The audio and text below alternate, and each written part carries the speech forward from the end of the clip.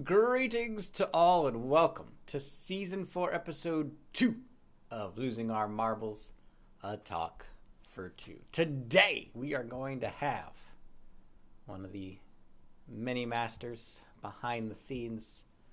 I believe they've been dubbed the Godfather of Marbles.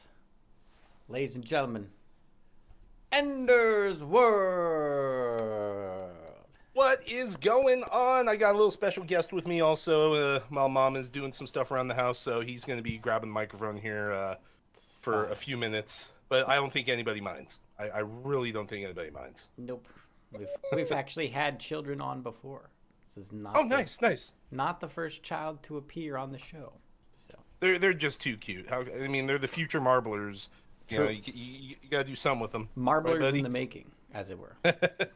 It's because I have, what we're doing here, and then I also have the stream up over here. So he's like looking back and forth like, I see dad. It's like, I see myself. he's everywhere. What's going on? He's everywhere. Hey, buddy. Mm-hmm. So how you doing, sir? We're getting there. We're chugging along. Good. I'm very busy. Busy?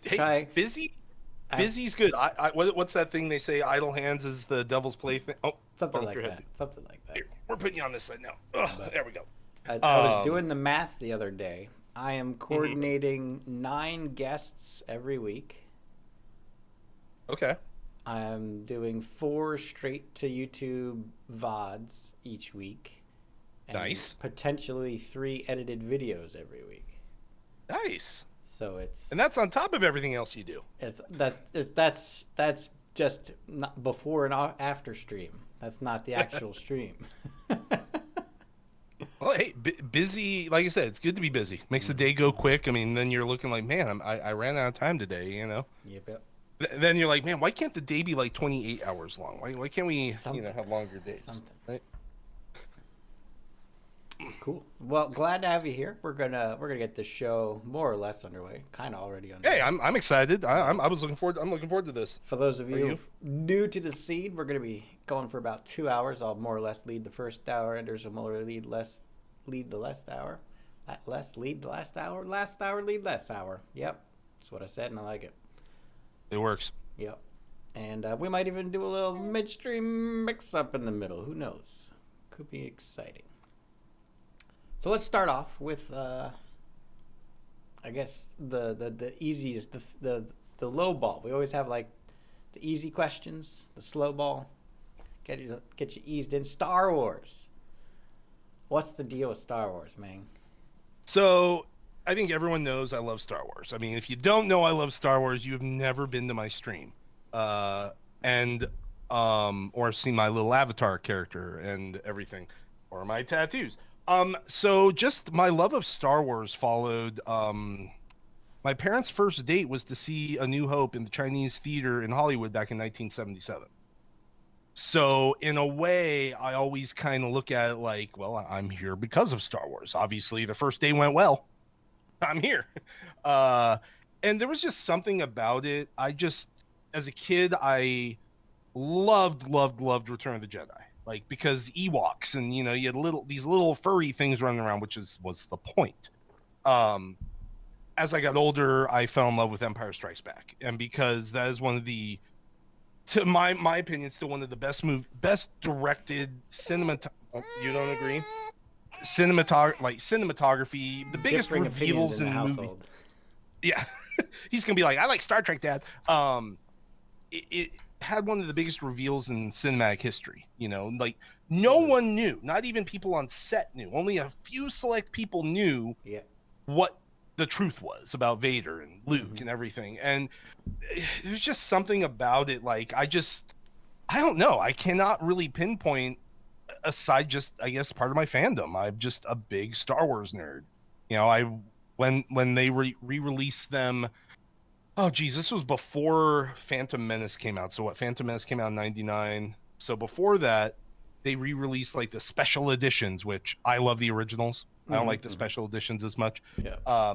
But my friends and I, we all went to see them in like the theater, because chances of us seeing them. I mean, my dad did take me to see Return of the Jedi, but I was only like 4 years old, or maybe 4 years old. So obviously I don't remember it. But just seeing that like on the big screen cemented everything. You know, I had all the toys, I had all the Kenner toys, I had everything that unfortunately got all destroyed in the 1994 Northridge earthquake, sadly. And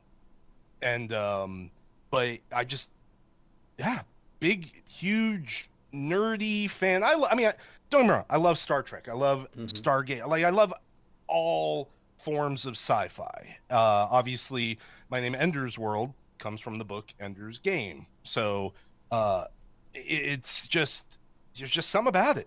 And of course, I have the tattoos now. You know, I got the sleeve to prove it. The funny thing is ready when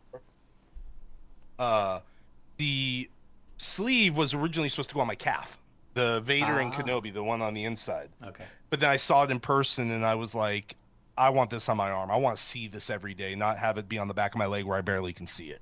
And it's now spawned me wanting to do a whole sleeve. So, and of course, when we were trying to name him, I was trying to think of a Star Wars name and kept getting like, everyone was saying, "Oh, you're gonna name him Luke." No, he's not Luke.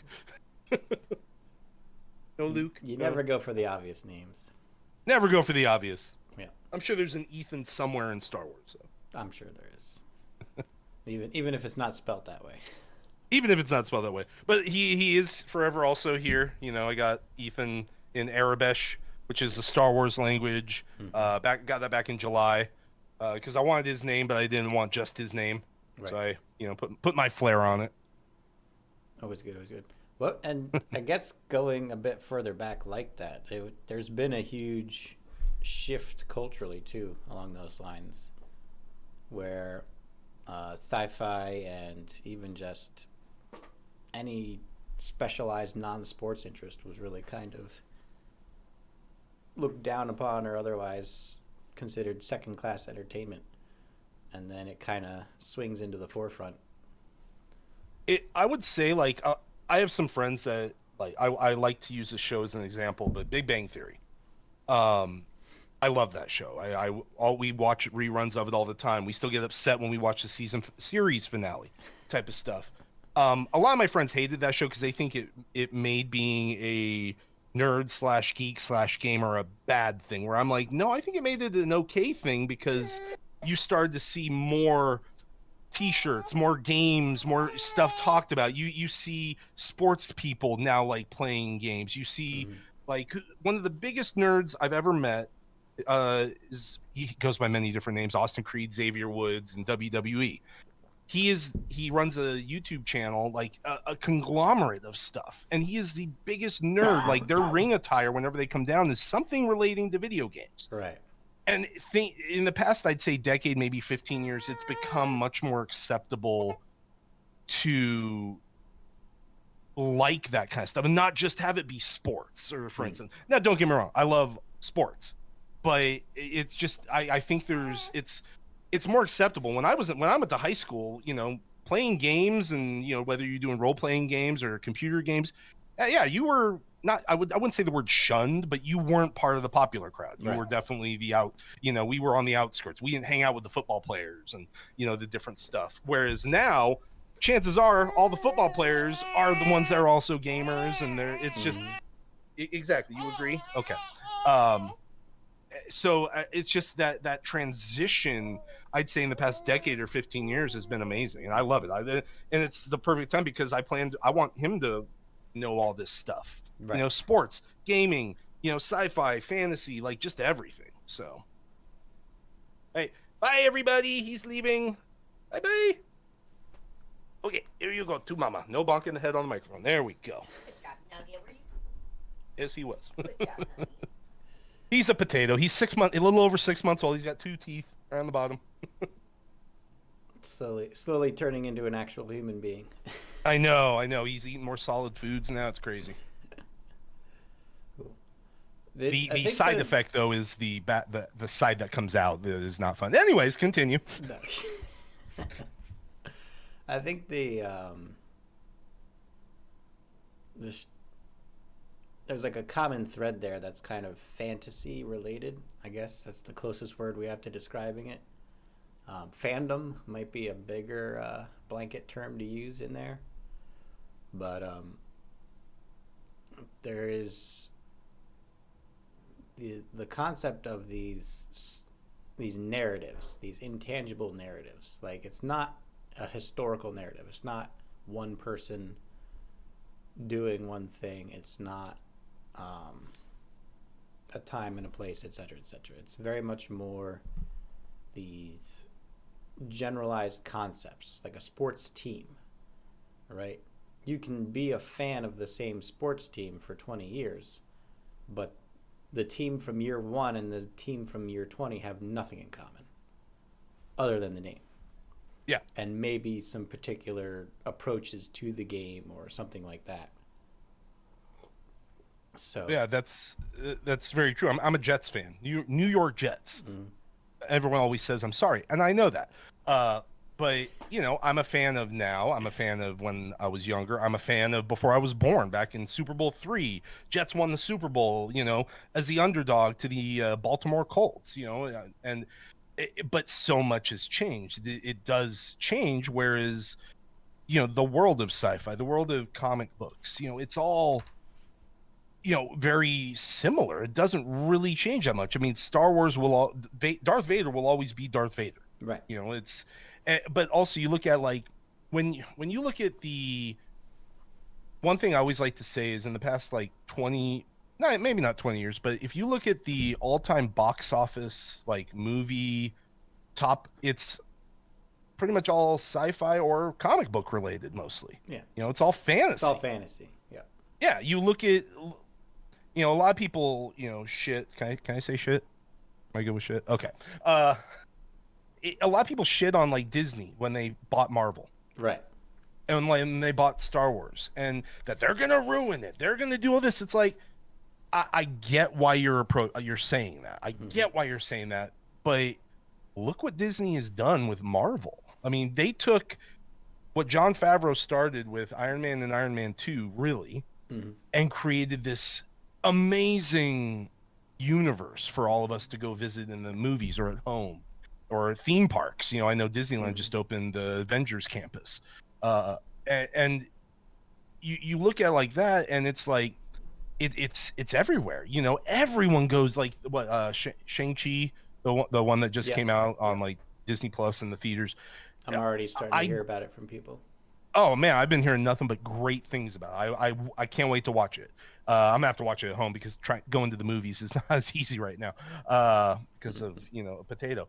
But I've heard nothing but great things about it, and it's like I like what they do is they bring in those offshoots like Guardians of the Galaxy.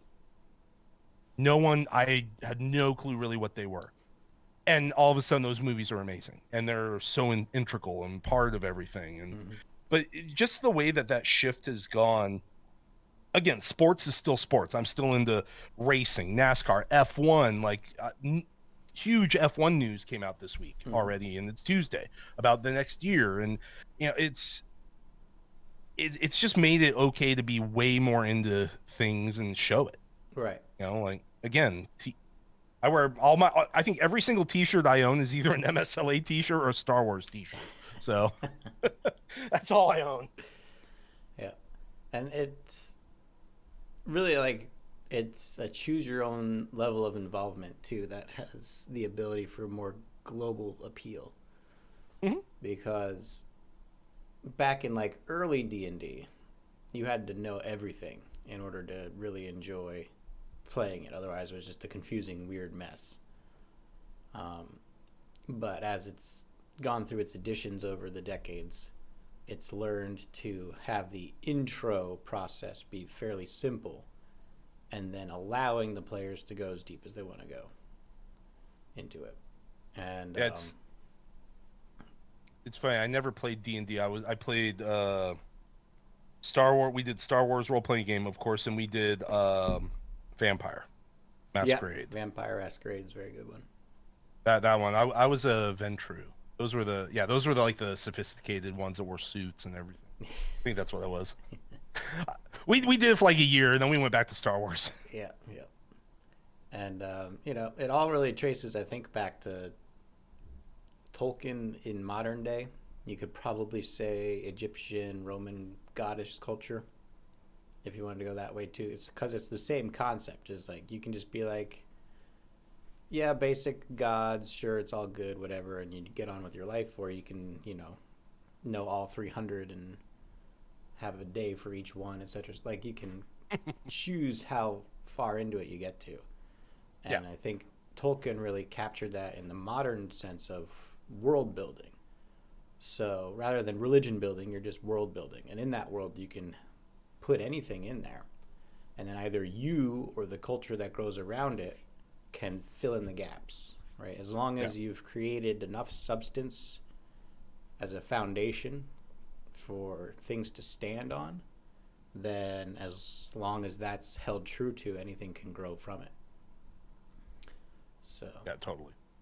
It's Tolkien, he created so much, and I'm not the biggest fan of the movies. That's just, I don't like sitting there for 4 hours if you watch extended cuts. But what he created was way ahead of its time, I think. I think he really did a lot with, creation. And then it brought out more, like, I know he gets a lot of crap, but like George R. R. Martin, with the whole Game of Thrones, and I'm waiting, I'm hoping that he finishes the books before, that time comes, because I don't want us to just rely on that last season of the damn TV show that was, So I really hope he does. He gets to those. But you look at that, and you look at, I always still go back to Star Wars. Is now I know a lot of its extended universe, but you look at all the novels, all the books that were written. I mean, there's hundreds of them, and there's some that aren't as good. There's some that are amazing.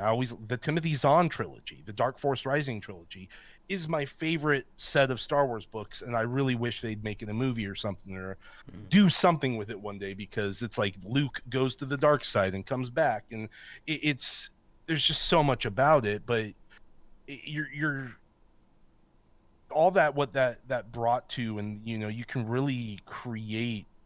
It gives you that freedom to really just create and use your imagination. So I think Darth Maul needs a set. Darth Maul, that dude was on camera for maybe 5 or 10 minutes, right? And he is the prequel version of Boba Fett. Exactly. Where Boba Fett was on camera maybe 10 minutes, and Boba Fett's one of the most popular characters in Star Wars. Darth Maul. Luckily, they gave Darth Maul a little bit of a return in Clone Wars and then Star Wars Rebels. I think it was season 2 or 3. I think it was 2 with Rebels, and they had him, obviously come back. And I mean, okay, it's been out for many, many years now. I won't go into it, but there's a scene between Obi-Wan Kenobi and Darth Maul in Star Wars Rebels that is quick but emotional. Like you're just, I mean, I saw it happen. I had to rewind it like 5 times to rewatch it. It only lasts like about a minute, but it was just like,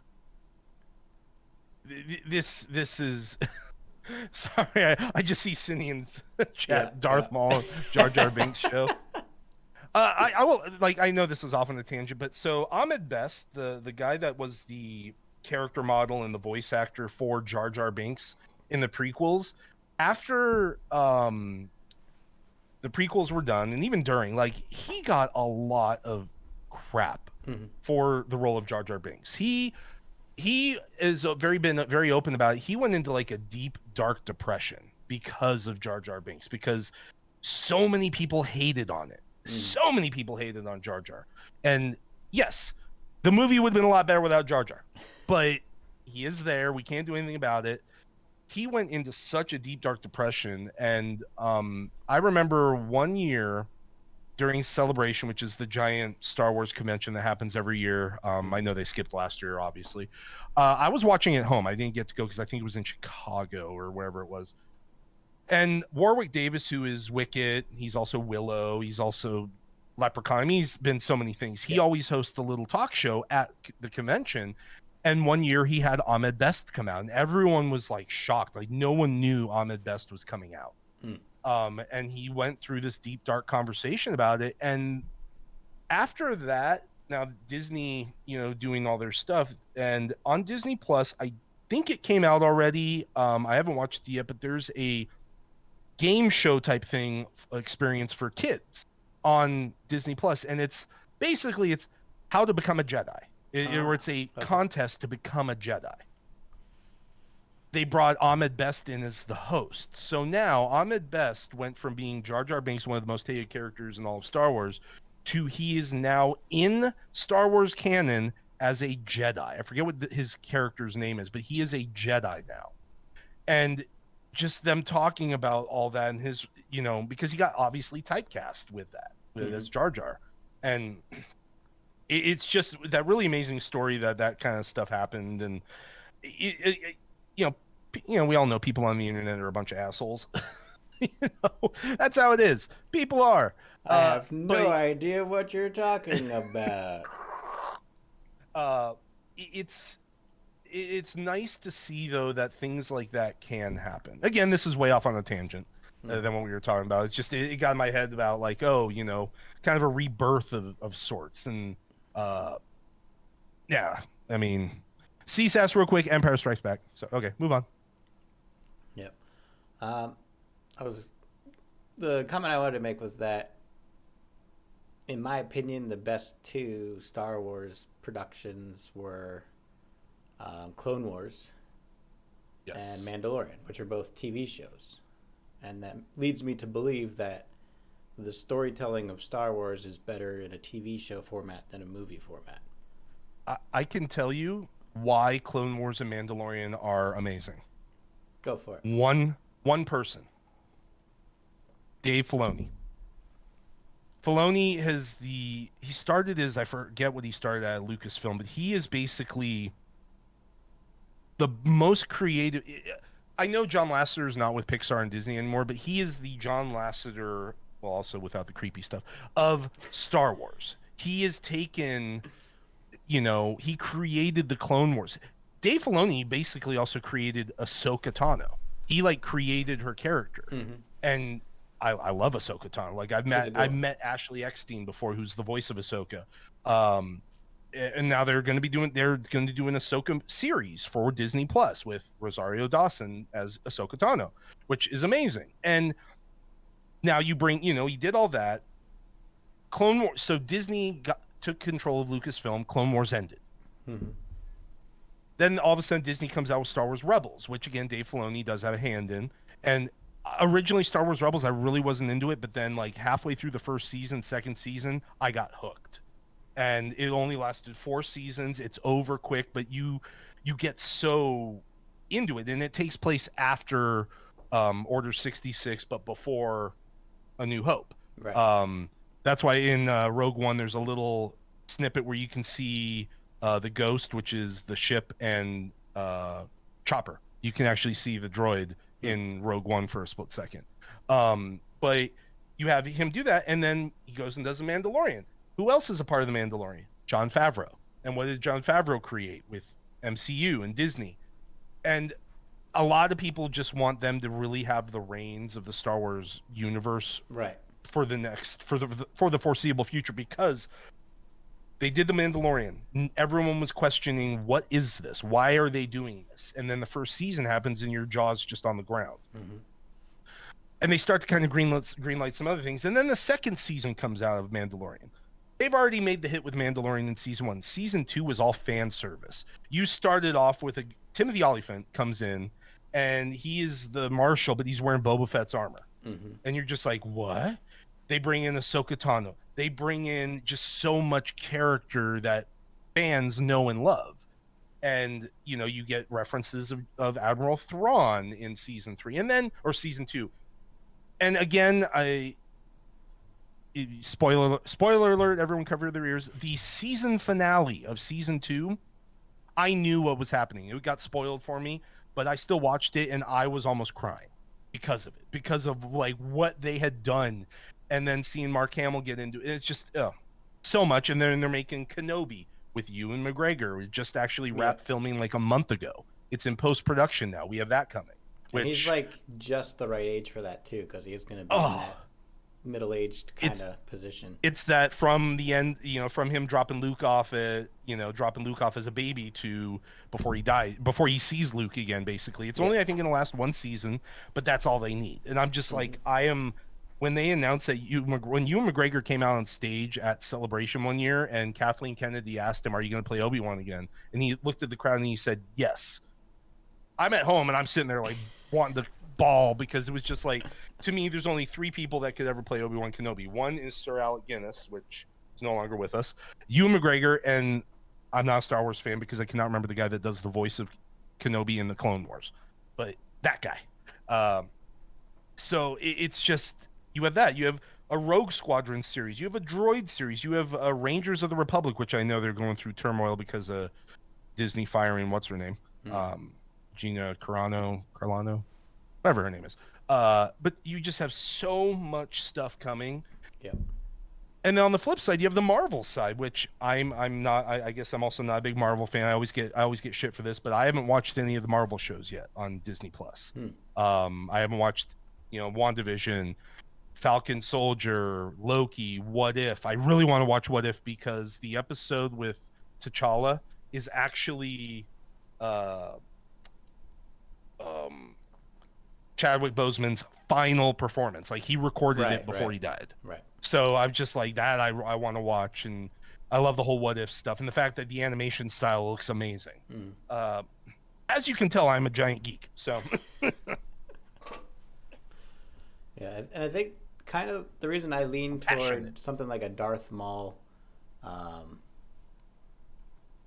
series or something in that vein, and maybe Kenobi will touch on that a little bit, hopefully, but like, especially in the movies, it's always dark side, light side.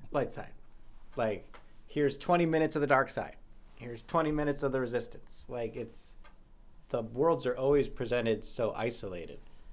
And when I hear people talking about the books and the lore and like trying to defend things that happen in movies, and like even people with just a mid-level knowledge of the lore do a great job defending certain moments in the movies. And you have to wonder, like, cat did something. Hold on, real quick. Enders has exploded. The cat is sabotaging the show. Can you hear me? I can hear you. Okay. I think my headset, she knocked something out of the headset. Okay, we'll go with that. We'll go sans headset. All right. All right, continue with what you were saying. Yeah, so even people with like just mid-level knowledge of the lore do a great job defending certain decisions made or how things are presented in the movies when you have the very brief interactions of Jedi and Sith and stuff like that. And it just makes you feel like the movies did such a bad job conveying the significance of the moment.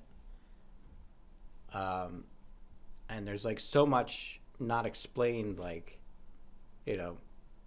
there's a huge history of like dueling between Jedi and also Jedi and Sith and Sith and Sith.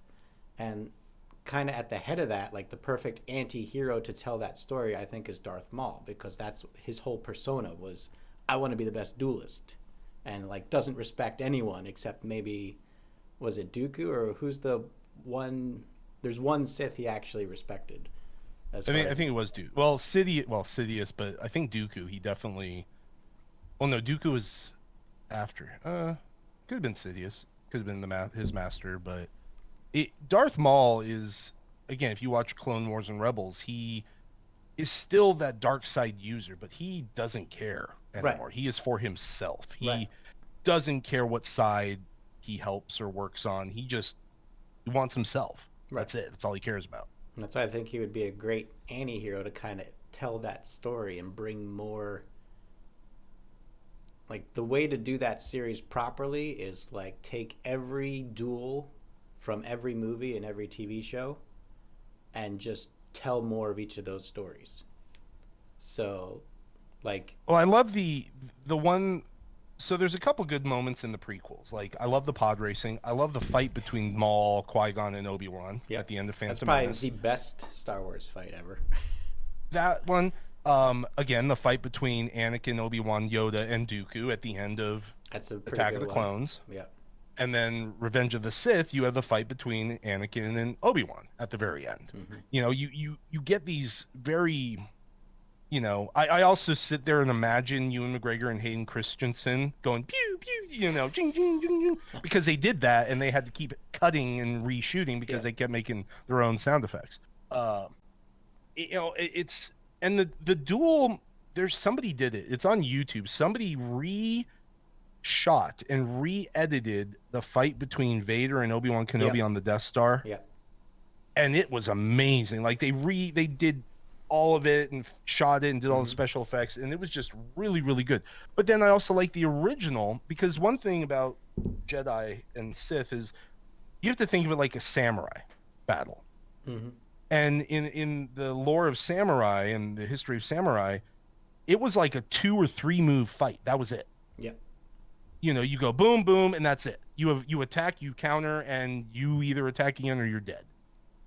It wasn't this long, overdrawn, you know. Now, granted, I love all the long fights, but that's again why there's that episode in Rebels that I just really love, because it is very samurai. Like they took it back to what, you know, it was meant to be originally. And but yeah, Darth Maul is such a great character, and the guy that does his voice now, I can never remember his name. He's a tall guy. He was on the American version of Being Human. He was the vampire. I cannot remember his name, but he's been the voice of Darth Maul for like 10, 15 years. Because obviously Ray Park was Darth Maul in the movies, or in the movie, wasn't in any other ones. But the dude that does his voice, it's like, again, you associate the voice because you've heard the voice so much. Like I more associate Darth Maul with him than I do Ray Park.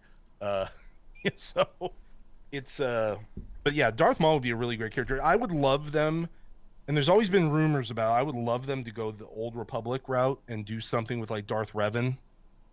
Okay. Darth Revan is my second favorite Sith compared to Darth Vader.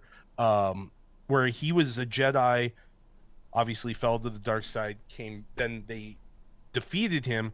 He came back to the Jedi side because they basically brainwashed him. They locked away the dark side in his brain. And it's just this great conversion. You get, you know, Darth Malgus, but that's also back when there was many Sith, and this was before the rule of 2, you know, came in, because you got, like you were saying, the battles between Jedi and Jedi, or Sith and Sith, because, you know, I always joke that I'm a fan of the Sith because the Jedi are flawed. They're all logical. That's all they are. They're like the Spock of Star Wars, you know, where it's just, this is all they see. Whereas, yeah, with the Sith, they rule with they go with the passion of their heart and their mind.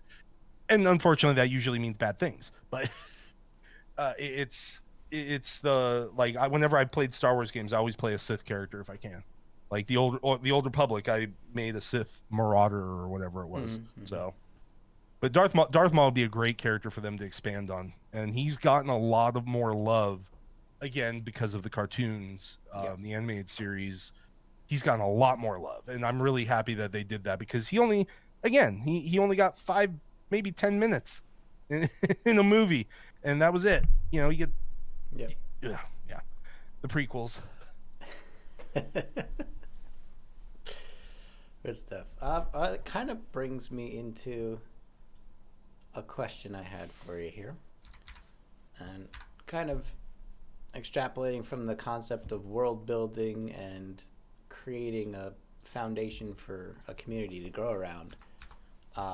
Any insights you're willing to share about your particular creative process, either for your job or for your stream? So I guess it's kind of all together. So a lot, you know, and I've been very open about it, is, you know, I started, you know, streaming, participating in Marbles on Stream back when it was still called Twitch Balls. So this was like pre-July 2018. So it's definitely been a minute.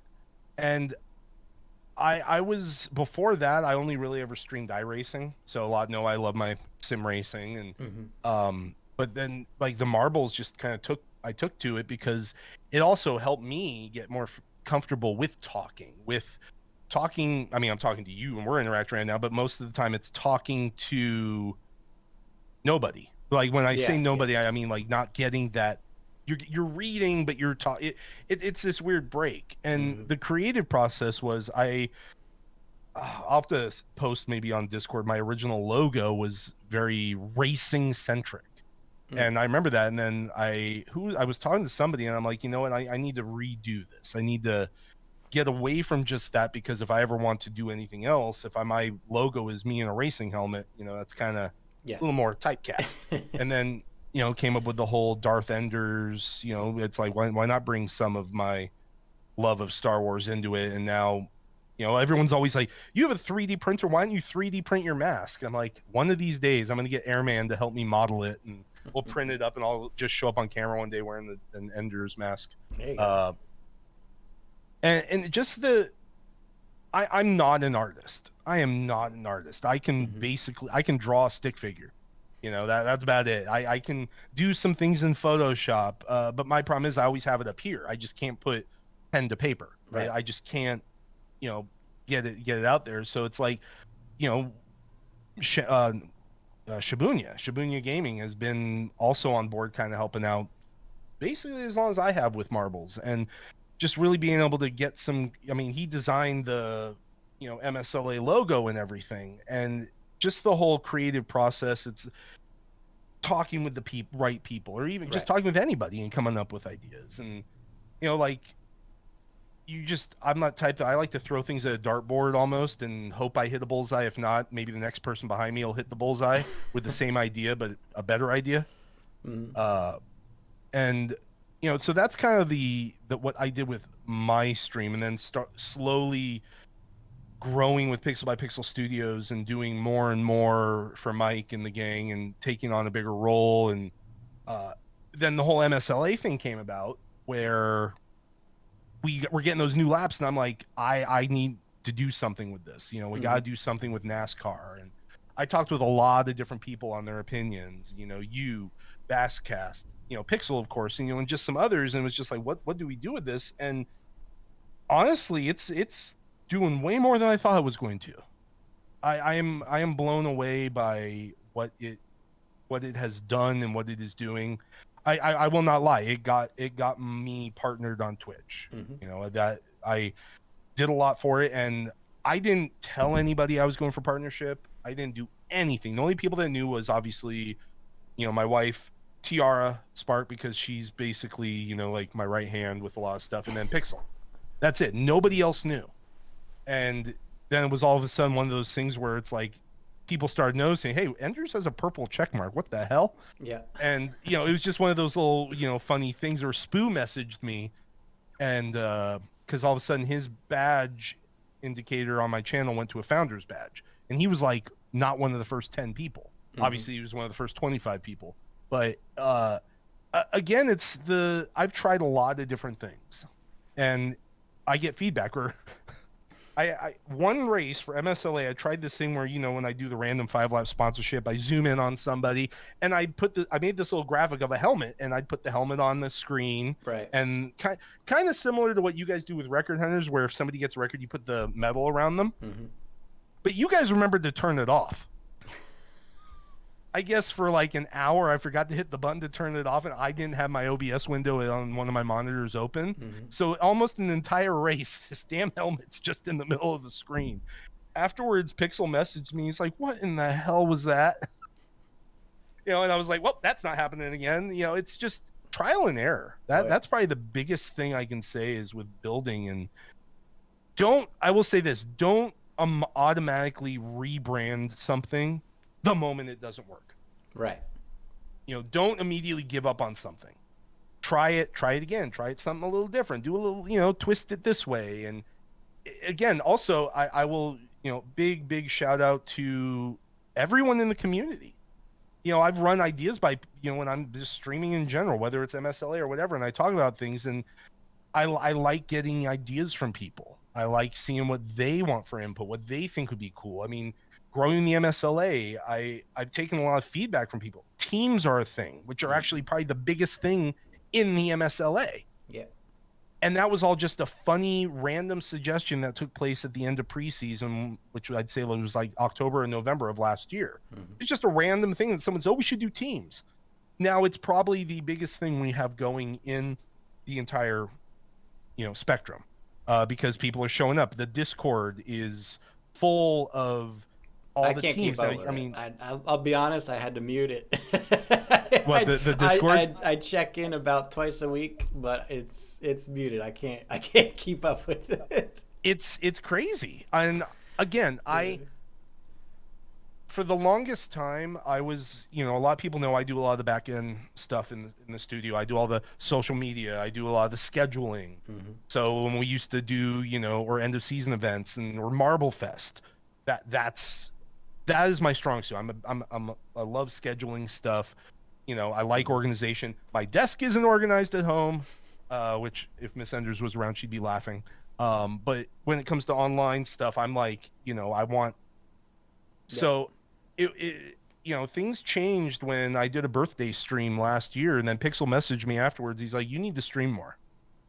And I did. And then the MSLA came up, and now it's getting more of a face. And now that I'm full time with the studio, that's something that I have worked very hard for, and I'm just honored that Pixel has that faith in me to be able to do more stuff for him and the company, because he puts a lot of faith in people. He puts a lot of faith in me to keep things going, keep him on track. Right. So I can tell you this, I use many different facets of organization. I use like Jira, which is like not so much Jira. I use something called Asana, which is like a card system to keep things organized. Oh, what am I working on? Who needs to give me what? Where do I need to go to get this? And organization, creativity, and there's a lot to it. And sometimes that's why I always tell people, I said, I'm pretty much always around. My green dot is next to my name. I'd say 18 hours a day. I'm always around. I'm messaging people at 3 a.m. my time, and then I have to go to bed and wake up at 6 a.m. I can attest. I can attest. Huh? I can confirm. Yes. Like everyone knows, I will message them at just random times. And I don't always expect an answer right away, but I'm like, okay, I have this in my brain now, and then boom, I go to bed. Like I've messaged Pixel before at like 2 or 3 a.m. my time, so that's 5 or 6 a.m. his time. He wakes up and he'll say, "Did you sleep?" And I'm like, "Yeah, a little bit." It's just my brain is always going a mile a minute, and it's how it is. It's just weird. It's that you have. Like you're a very, very creative person also with, just the way you do come up with things and like what you've done. And it's crazy how the mind works. And sometimes it's, dangerous. Well, Casey Rich. Why I pack my schedule as tight as possible, because then I don't have free range. You don't have the idle time. I don't have time to get carried away. It keeps me I will say things are a little different now, because with Ethan around, it's definitely changed, how we do things. I still do a lot, it's my prime time is when he goes to sleep. And then that gives me about 2 or 3 hours before I have to go to sleep. So, but yeah, Casey Rich, I like that. He's like, I can confirm that those random message times. Good stuff. I mean, this would be a great segue to the midstream mix-up, but I feel like we're not there yet chronologically. So since you brought up the term, let's touch on that. Branding was actually something I wanted to talk, like just the word branding. That's all I had. So I'm very happy you brought that up, because you have 2 channels. One is partnered, one is not. Did that work the way you wanted it to? You would prefer your Enders be partnered and MSLA not be? It's weird. So as we were building all this up, obviously everything was on Enderzworld, and that's the home. But as MSLA kept getting bigger and bigger, and this was when we were getting like 400 people per race, and Pixel messaged me. He's like, hey, we need to think of something here, because he in his mind, he's like, this could be big. This could be a big thing. Here, and he gave me his opinions and his thoughts on it. And I've always said, I always trust Mike.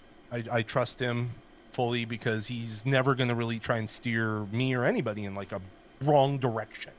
He always wants what's best. And I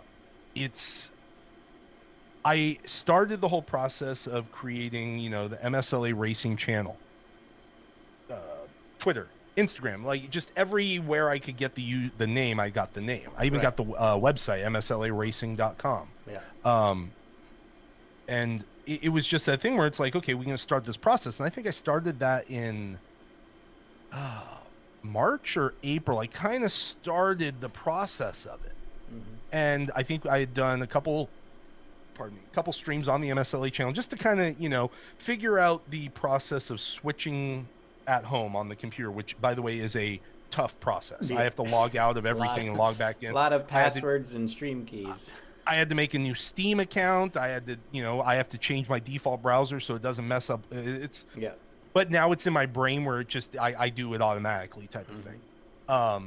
And you could probably get to a point where you have just two separate computers. It's like you get two towers, and they have, I don't know if you're familiar with like a switch deck, where you have mouse and keyboard, and you can switch to which computer it's plugged into, and the monitors do the same thing. One day. But I started the other channel, and I started doing some things there, but I had also already publicly said, hey, starting in season 3, we're going here. Like, we're moving it. And the whole purpose was to brand it. MSLA is not Enderzworld. MSLA is its own thing. You're leaving me? I'm keeping my head in frame here. We're good. I had to refresh. Get more liquid. I had to refresh my deck. And so, and then during that entire time, so I'll say I applied for partnership 3 times. First 2 obviously denied, and then finally I was like, okay, let me see what I can do here, and boom, 3rd time it happened. But I had already started the process over to the MSLA Racing channel. Now, if I had gotten partnered before even starting the process, I probably wouldn't have moved. Now, I still would have done the Twitter account. I still would have done the Instagram and just all the different things, but I probably wouldn't have moved. But because I've already done it, I already started it, and I also see the value from it, because MSLA Racing, again, is bigger than just Enderzworld. Right. It is its own thing, and I think branding is very important, especially, with doing, a big event. Like I'll use Josh as an example. He doesn't. I know he has another Twitter or Twitch name, but Sportscast Squad is his brand. Right. And that's something him and like his dad, for instance, have been doing for a very long time. Mm-hmm. So you just kind of to do that, and there's that fall off where, of course, people might be upset that, you're over here, but now you want us over here. But I've also never looked at like like I actually stream more on MSLA Racing right now than I do on Enderzworld, because I know my concentration needs to be on continuing to grow that. Whereas Enderzworld, I got lucky to get partnered. I mean, it wasn't something I was really, really pushing for. I never put it out there. I never was open telling people, because I feel also if you start telling people you're going for it, then when you get denied and you tell them, you just go, it's just like that. I don't want that sympathy. Does that make sense? Like, I don't want people, oh, it's okay, Enders, you'll get, I don't want that. I don't need that. Other people don't need to do that. That's just me. Right. And some people might want that, but I did it, and it was such a surprise. But in my brain, I had already realized I need to concentrate over here. Right. And this is what got Enderzworld there. If I mean, okay, I won't lie. If MSLA has a chance to get partnership, like the actual channel, sure, I'm going to try for it. But it's not I'm not actively going for it. Like, if I was actively going for it, I'd be streaming a lot more on the MSLA Racing channel instead of once a week. But once a week is not going to get you partnership. Right. Because that's not going to get you to the hours per month or days per month type of limits that they require. But it has been very crazy with, like, again, the branding. Like, everything I do now, it's like, okay, we got to brand it. And, it's like, we're working to get it official. And obviously, Mike's on board with a lot of it. So it's been crazy, but I believe in branding. I also believe if you're making something, do your best to get out there and get every username possible. Go to Twitter. Instagram. I was going to make Facebook. The same recommendation. Even if you're not going to use that social media platform, at least make sure the name's available on it. Yep. Get that name. Lock that thing up, because you don't want somebody else getting it and then trying to say, well, and do bad things with it. For instance, a while back, a month to two to get to come. Yeah, to you have TV, you have a short time to grab it. Yeah. For some reason, many years ago, this was right when I started, and I'm surprised I didn't even jump on it, was no one had ever bought marblesonstream.com. No one had registered it. Mike hadn't. No one had. Someone in the community did. And about a year and a half, maybe 2 years ago, that person contacted us. Like, this person never did it for malicious intent. They never did it to, like, sell it to us or anything. They just got it, for instance. And then they contacted us and, like, I want to transfer it to you guys. So it was just like, oh, cool. So, now marblesonstream.com, I think, just redirects to Pixel's channel, or it might direct to the actual website that we use for linking and everything. But there's those things where, if you have that chance, get your username. And this goes for brand like MSLA or just your channel. So, like, I have had Enderzworld on Twitter and Instagram and even Facebook I have Enders on Facebook for years before I made the Twitch account. In years. And I actually had someone offer me money on Facebook for the URL because I just got Enders. When Facebook unlocked URLs, I got Enders with a Z. I had somebody offer me like $1,000 for my profile. Just so I'd have to shut it down or give them the access, right, and that would be it. And I'm like, no, I'm keeping it. I don't need to be doing that. No, I like my name. But yeah, branding is super important, especially if you want to grow and do something with it. Because you don't want to be, again, some people get away with it, but you don't want to be directing MSLA Racing to Enderzworld or to Shen's TV or to whatever.com. You want to direct it to MSLA Racing or MSLA. The funny thing is, for the longest time, the MSLA stands for, there's some organization that used to use it always for like hashtags on Twitter. Okay. And I've basically taken over that hashtag. Like, you look at MSLA and it's just all my stuff or other people posting things and tagging MSLA. It's kind of funny. Taking over. The hashtag wars. Yeah, it took me about a month to 2 months to settle on Shen's TV, just trying to find a name to rebrand to that was available on all the primary platforms. Like, it had to be the same for YouTube, Twitter, and Twitch. And then maybe a little flexible on a couple other platforms, but those three are very paramount having together. I know this was a long time ago. Bax didn't even have Twitter. He's not streaming anymore, but if he's in here, Bax, he didn't even have Twitter. And I think finally, I don't know who convinced him to start a Twitter account and get things going, but he didn't have it for a while. And thank gosh he did. He finally got it. And I always tell people, it's like, if you want to be a successful streamer, I think Twitter is probably the most necessary thing you need outside of Twitch, Facebook gaming, or YouTube gaming, period.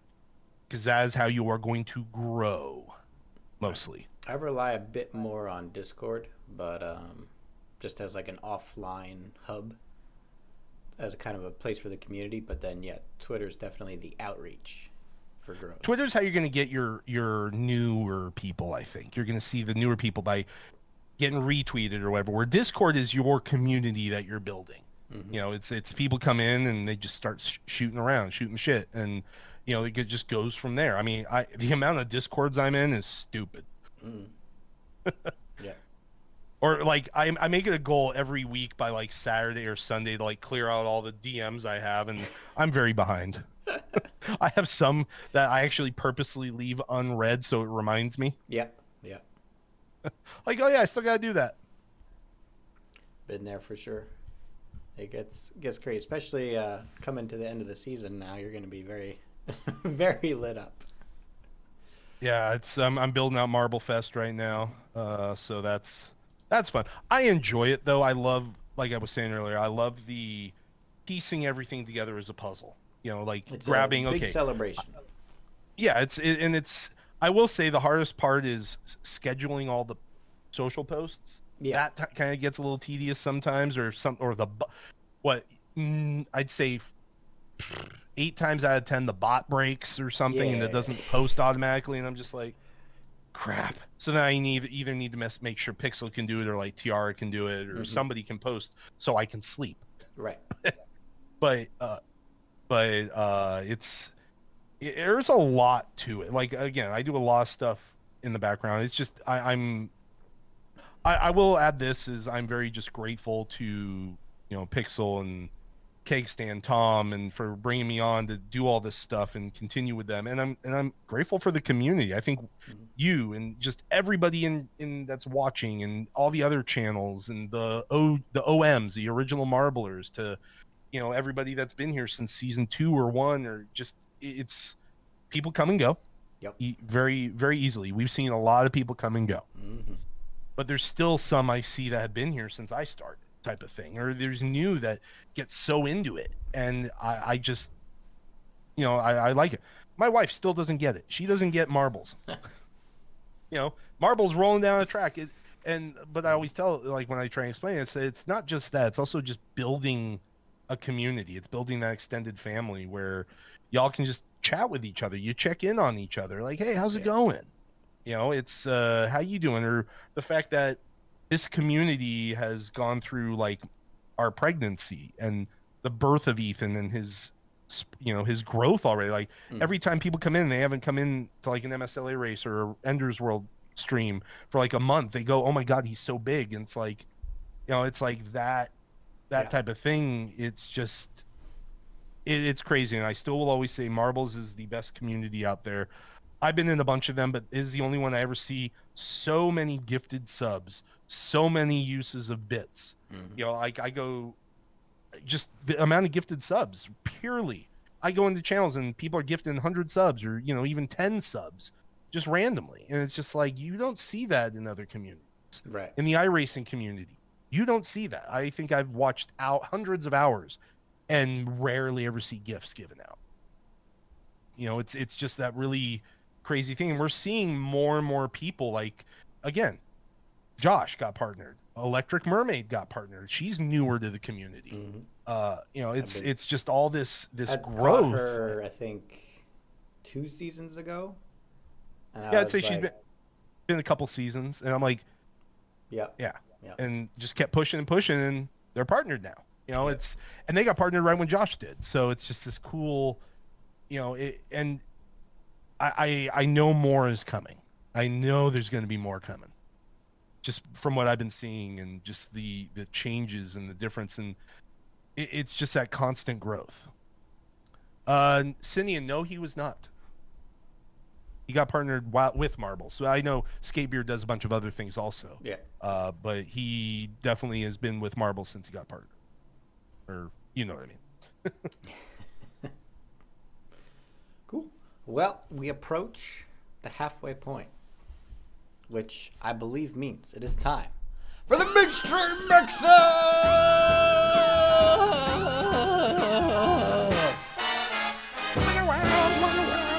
It's crazy. It's crazy. All right, here's oh, geez. Well, this is, as you can tell, much preparation has gone into this process. Wait, you're over there now. We're gonna. You're switching sides up on me here. We're gonna hold on. I got you. We'll do that. There we go. We'll shrink you down, and we'll get me out of here. What am I doing here? Whew. Okay. Good old Paint, my favorite program. MS Paint. I love it. It's the best. All right. Here's what we need to do. Um, we're gonna make a green box right here. Well, that's a black box. I tried real hard. There we go. Green box. There we go. Perfect. Nailed it. Look at us being all awesome. All right. I'm thinking we need the next generation of lapsed tracks. And, and potentially the logic problems that may arise that need to be solved to allow these tracks to be created. So there is a battle going on within the Laps and MSLA community on what everyone wants next. We have ovals, and I'll even consider the boomerang an oval. We have the paperclip. Paperclip's there. Paperclip. We've got the down and back. We got the boomerang. We got that, and now we got. I don't even know. Do we know what the angles are? They're not regular angles. It's based on a track in Pennsylvania called Pocono. It's called the Tricky Triangle. So Okay. it's kind of not an acute triangle. What's the triangle where like all sides don't match? Yeah. I thought she would know, but come on.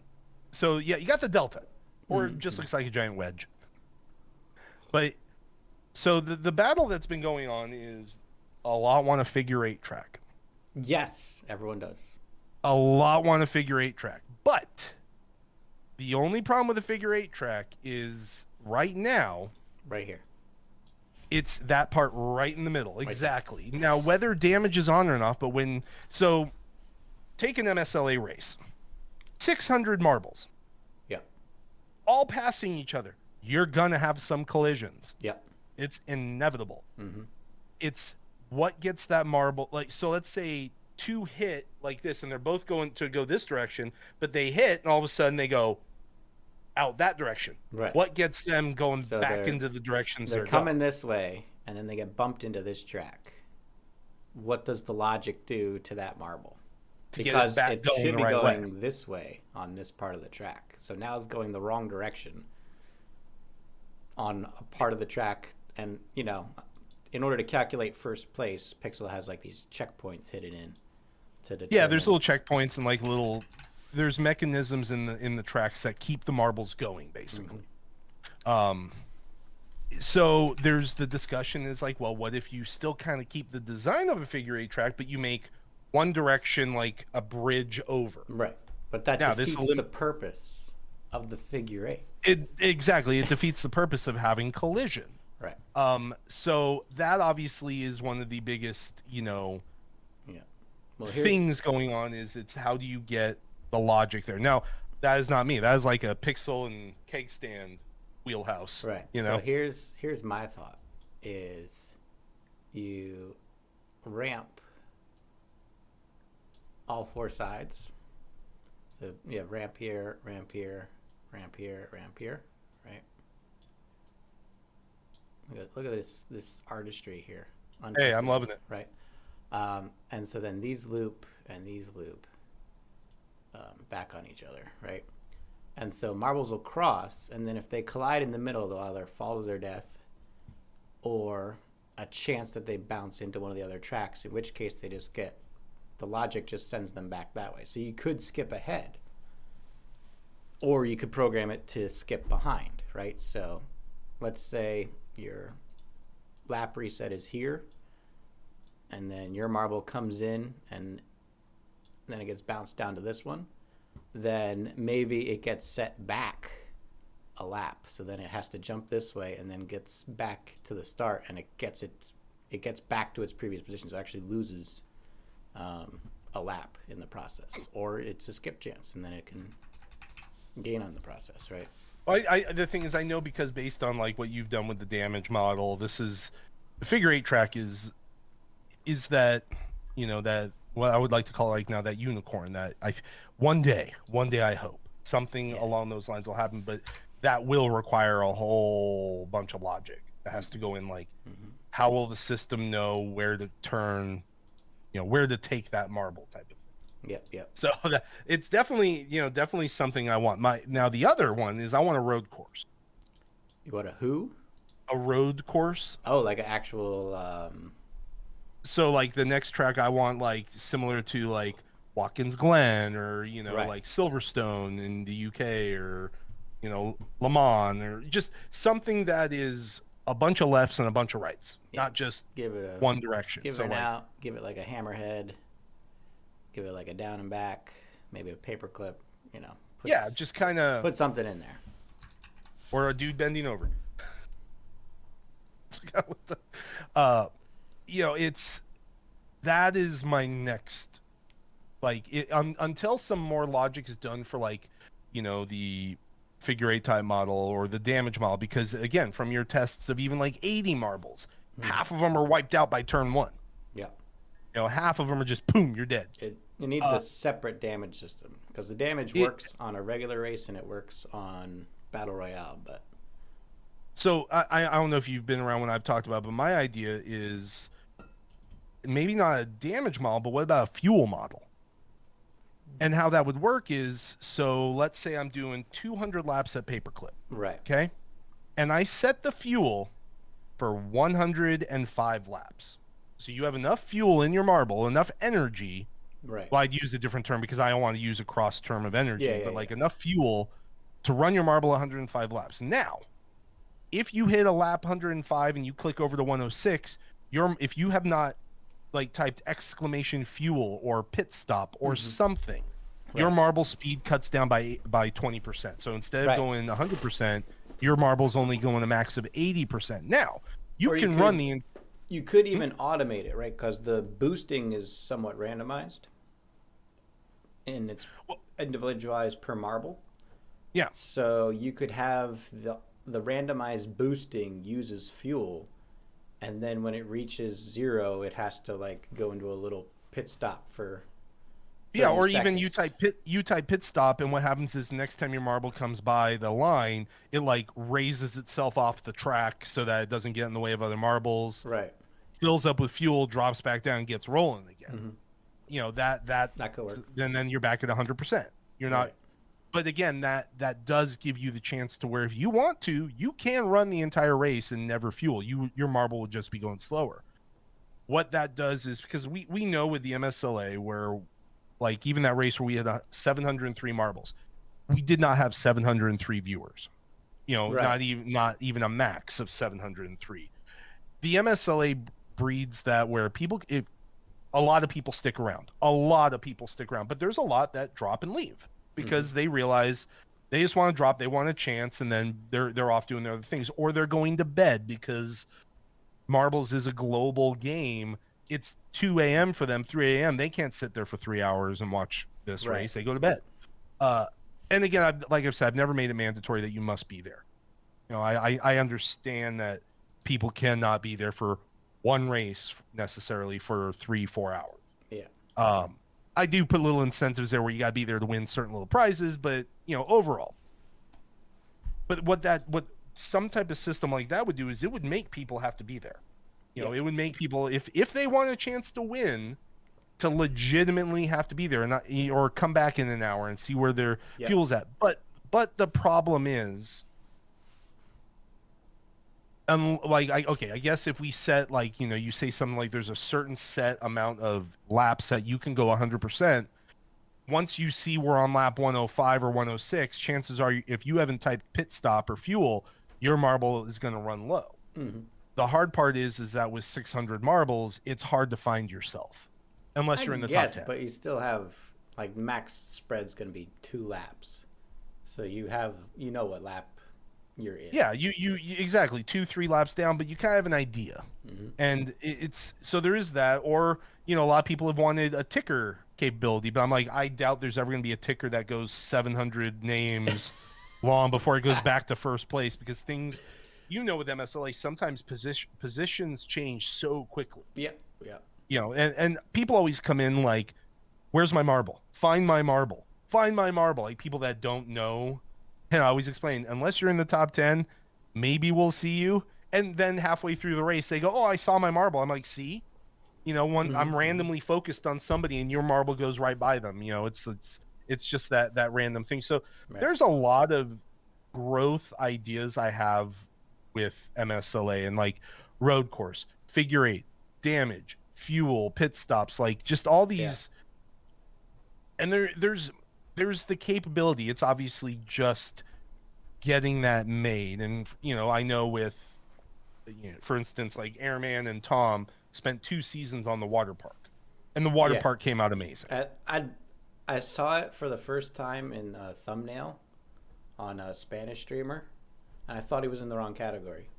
I was like, what game is this guy playing? And I clicked on it, and I was like, oh my god, this is the new Marvel map. It's amazing, like what they did in, I can see the development, and I saw it before it had textures on it, where it was just all gray scale from the modeler from Airman, which Airman is just.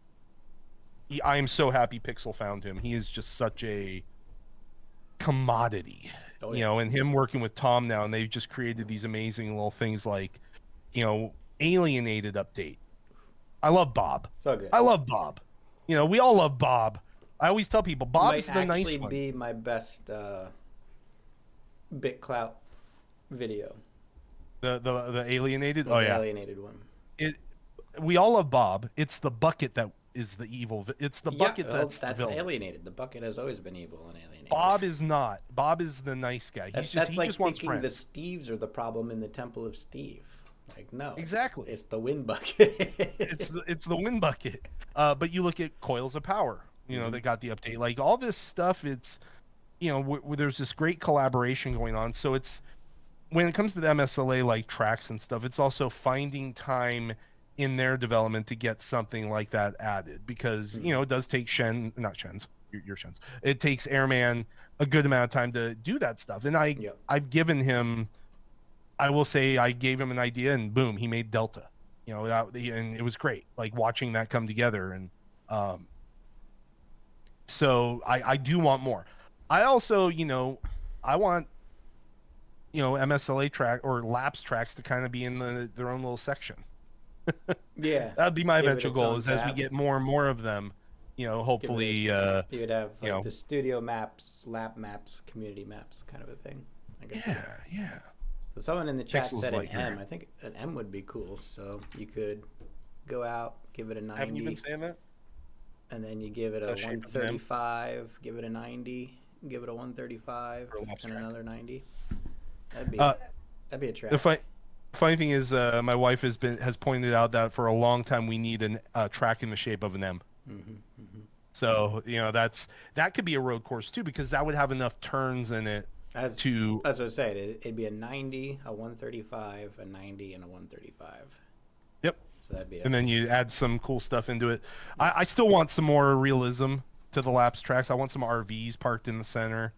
I don't want it to just all be grass. This isn't Kentucky Down or Dover Downs or whatever it is, or Kentucky Derby. This isn't grass everywhere. We need some RVs. We need some guys standing on top of their RVs with a beer. No.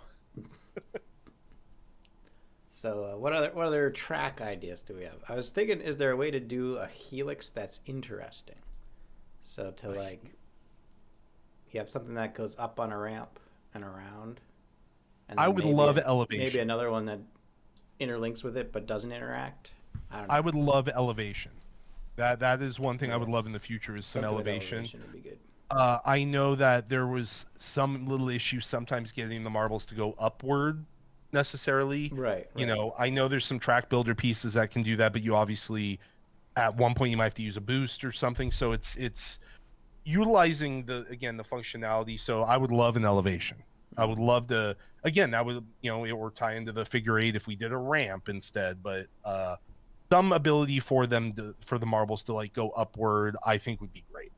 And that would also tune into a road course, because most road courses in the world have an elevation changes the marbles where get some air. Exactly. They actually get a little bit of air excitement to the race. They get a little bit of air on the Delta, which is kind of cool. On one of the corners in the Delta, Airman kind of left it to where there's a little drop, so you can see your marble like whee. Yeah. Yeah, that would be cool. I would love elevation. Elevation would be good. I like it. Like it a lot. Trying to think, like, also you can implement things that can't happen with a regular racetrack, right? So, like, being inspired by the racing circuits, but not necessarily being bound to them, because in the end, all racing circuits are gonna be two-dimensional. But if you look at things like Mario Kart, right, where you have, like, they're actually, I think you were talking about the one speedway I did where you're going normally through some turns and then you go through a vertical set of turns. Yeah. So something like that. Actually, I think I could probably get that up right now. Actually, I mean, there's so much capability. It's just it's the time and future. My goal is to keep getting more and have, if we had more resources and stuff more, I think you'd see a little bit more. Right. It's just it's still very a lot of people don't realize that Pixel by Pixel Studios is still primarily four full-time people, and then just a lot of little part-time helping and diving in and developing. Holy moly, look at all those tracks. We're approaching the 2 away from 300. Oh man, it's gonna be special. Jeez. It's gonna be special. You do make sure to back up your saved file. Oh, right? yeah. Okay, good. There's a whole. I always tell people that if you ever want an extra backup, send me your files. Like, I have a lot of custom or concept gaming. Mm-hmm. I have third degree entertainment. I have some Cinean maps, and I just keep them in a folder.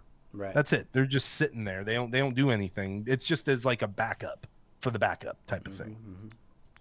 I have no idea which one it is. It's gonna be some guess and check for a while here.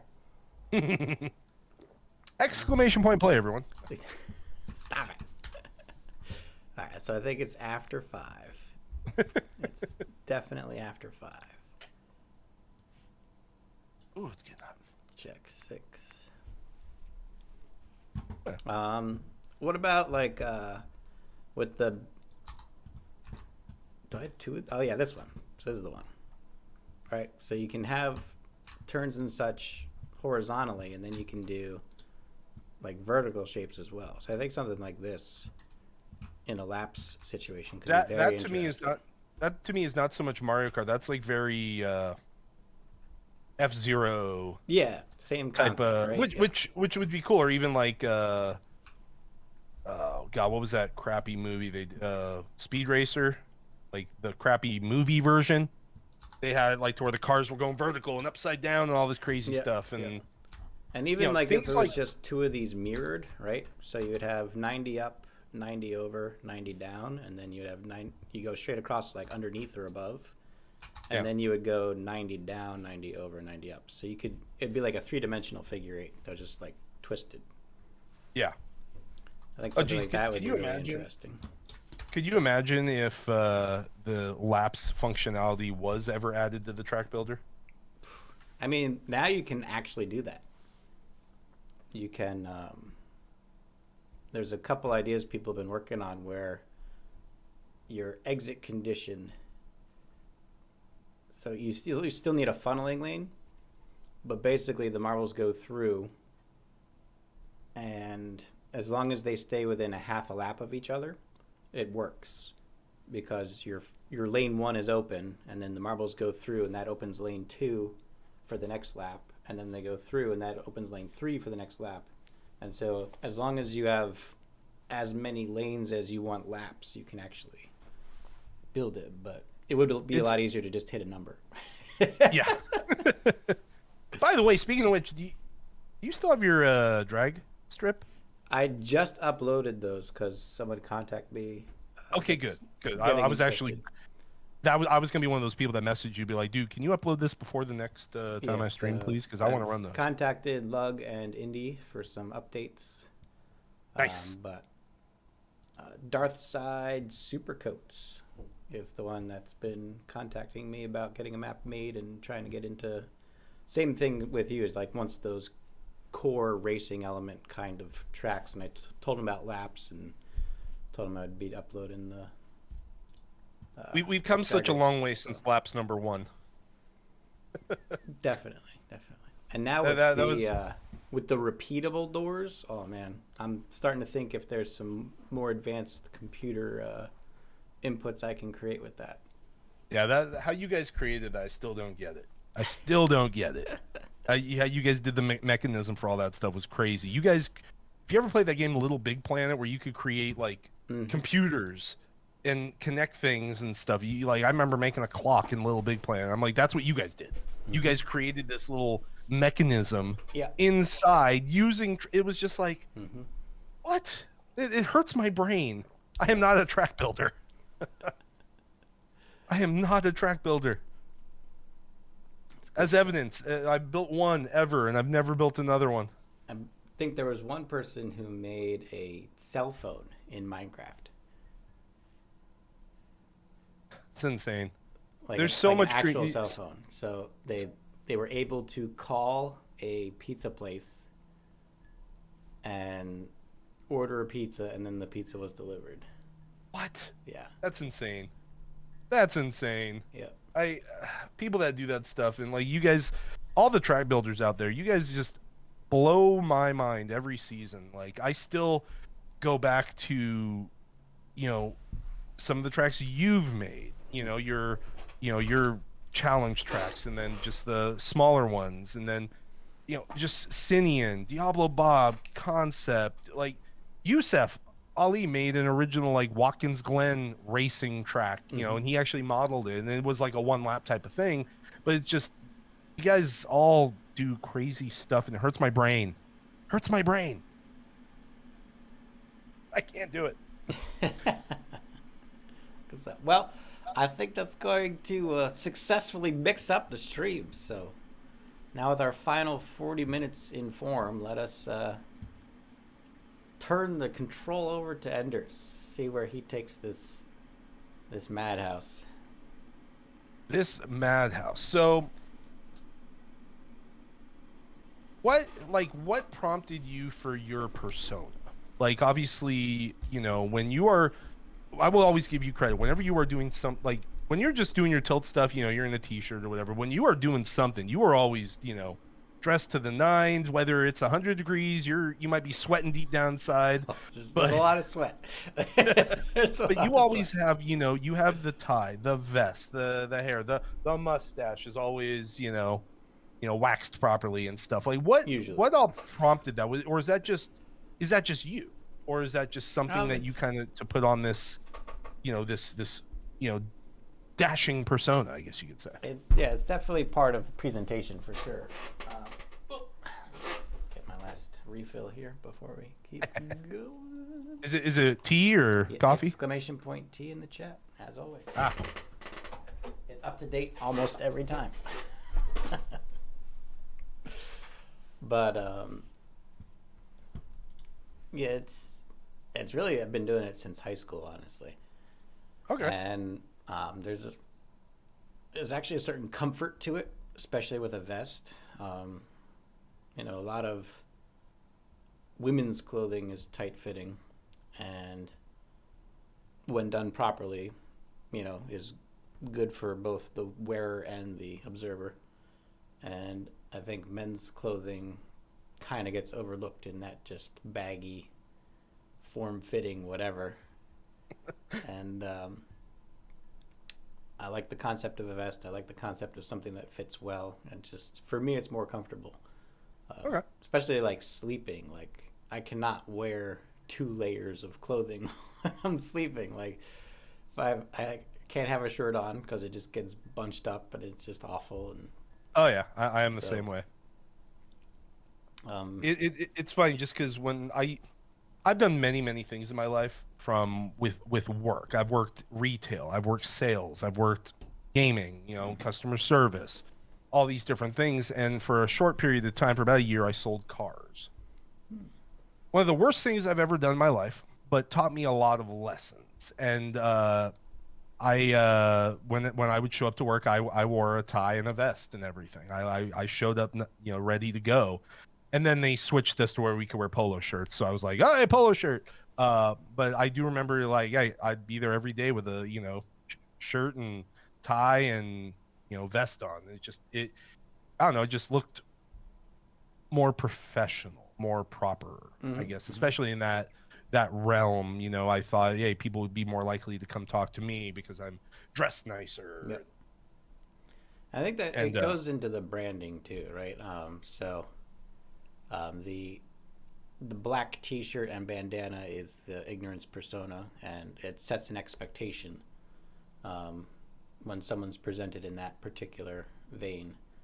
And then for larger events, it's good to have much more like the announcer presentation. So it helps set the tone for people's expectations, especially since Twitch is kind of ruled by the thumbnail. So there's a direct tie between the outfit and the flair of the actual stream. So that's like my builder streams, I'm always just going to be casual because that's what it is. It's just come in, ask some questions, fool around with the builder, and get on with the day kind of a thing. Whereas Tilted, it's a bit more serious, competitive, knuckle down. And then with the more larger events, it's much more a show. So it's all about setting those tones, I think. Yeah. It's a really good term or thing you said, is that Twitch a lot of times is ruled by the thumbnail. You're more likely to click on something that you see in one little box, and that's why, you know, certain people I think excel, and you know, I it's like same with YouTube. You know, it's about creating a nice thumbnail. And I was actually, you mentioned something about the whole BitCloud thing, which I know we're not doing right now, but I had a lot of fun making those thumbnails. Like it actually helped me grow some of my skills with like some intermediate Photoshop stuff, and I had a lot of fun doing it. And I started to make a new, I don't know if you ever caught on, but I made a new design for every week. Like an entire week's design was all the same, and then boom, Monday comes around and brand new, you know, look. Like the logo might be over here, might have this background to it, you know. So I did a lot of fun things with it, and you know, that was definitely fun. And it's actually helped me get a little bit better with a little more confident also with, you know, some of the graphic stuff I do. Again, I'm not an artist. I can get by. You know, I definitely like to learn a lot. I'm always watching the YouTube videos. Right. So it's definitely been fun. And again, this community, this game, this product is given me that ability. And you know, I'm 42 years old. I'm not young. I'm not young like some of y'all whippersnappers out there. I've gotten more gray in the couple years since I've been around.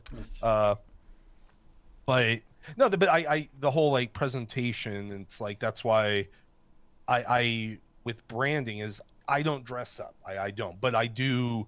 I usually always have an MSLA shirt on, like even if I'm on Enderzworld side, or you know, if I wear my hat, you know, I put the MSLA hat on. Like it's that branding where it's crazy.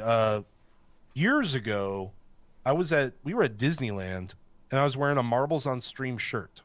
I think it was one of the ones I wore at TwitchCon San Jose in 2018. So, you know, it said Marbles on Stream, staff on the arm, and it had my name on the back. And I was just sitting there having a beer at California Adventure, and somebody walked up to me and started talking to me like, "Oh, Marbles on Stream." I'm like, and this was back in like early 2019. So Marbles on Stream was still very, very small compared to what it is now, type of thing. And it just blew me away. And you know, I like doing that stuff. I want to present that out there. So that's why, again, I'm always wearing this, or even if, like I said, Star Wars or MSLA shirts, that's my wardrobe. Right, honey? Yeah, she's just like, We actually just got rid of some, so have to order more. Well, cool. Now here's always that question. It's like more of an interview question. Where do you see yourself going? Like, do you? Oh, I love that mug. I don't think I've ever seen that mug before. It's my water mug, but we call it the blood of my enemies. But yeah. Nice. I like it. Like, where do you see yourself, like, in 5 or 10 years? Do you still see yourself on this platform? Do you see growth? Do you see, you know, different life. Like what you're still young. You still have many, many years to go. We hope.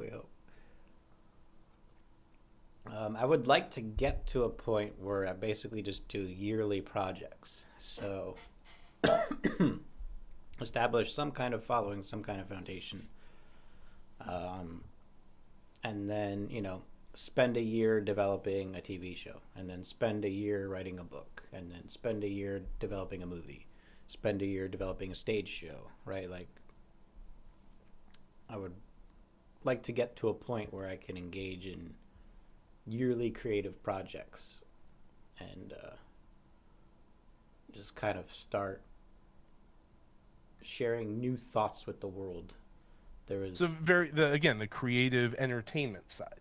You definitely want to like dive really fully into the entertainment realm. I mean, what we do on Twitch is both hobby and entertainment. We are providing entertainment.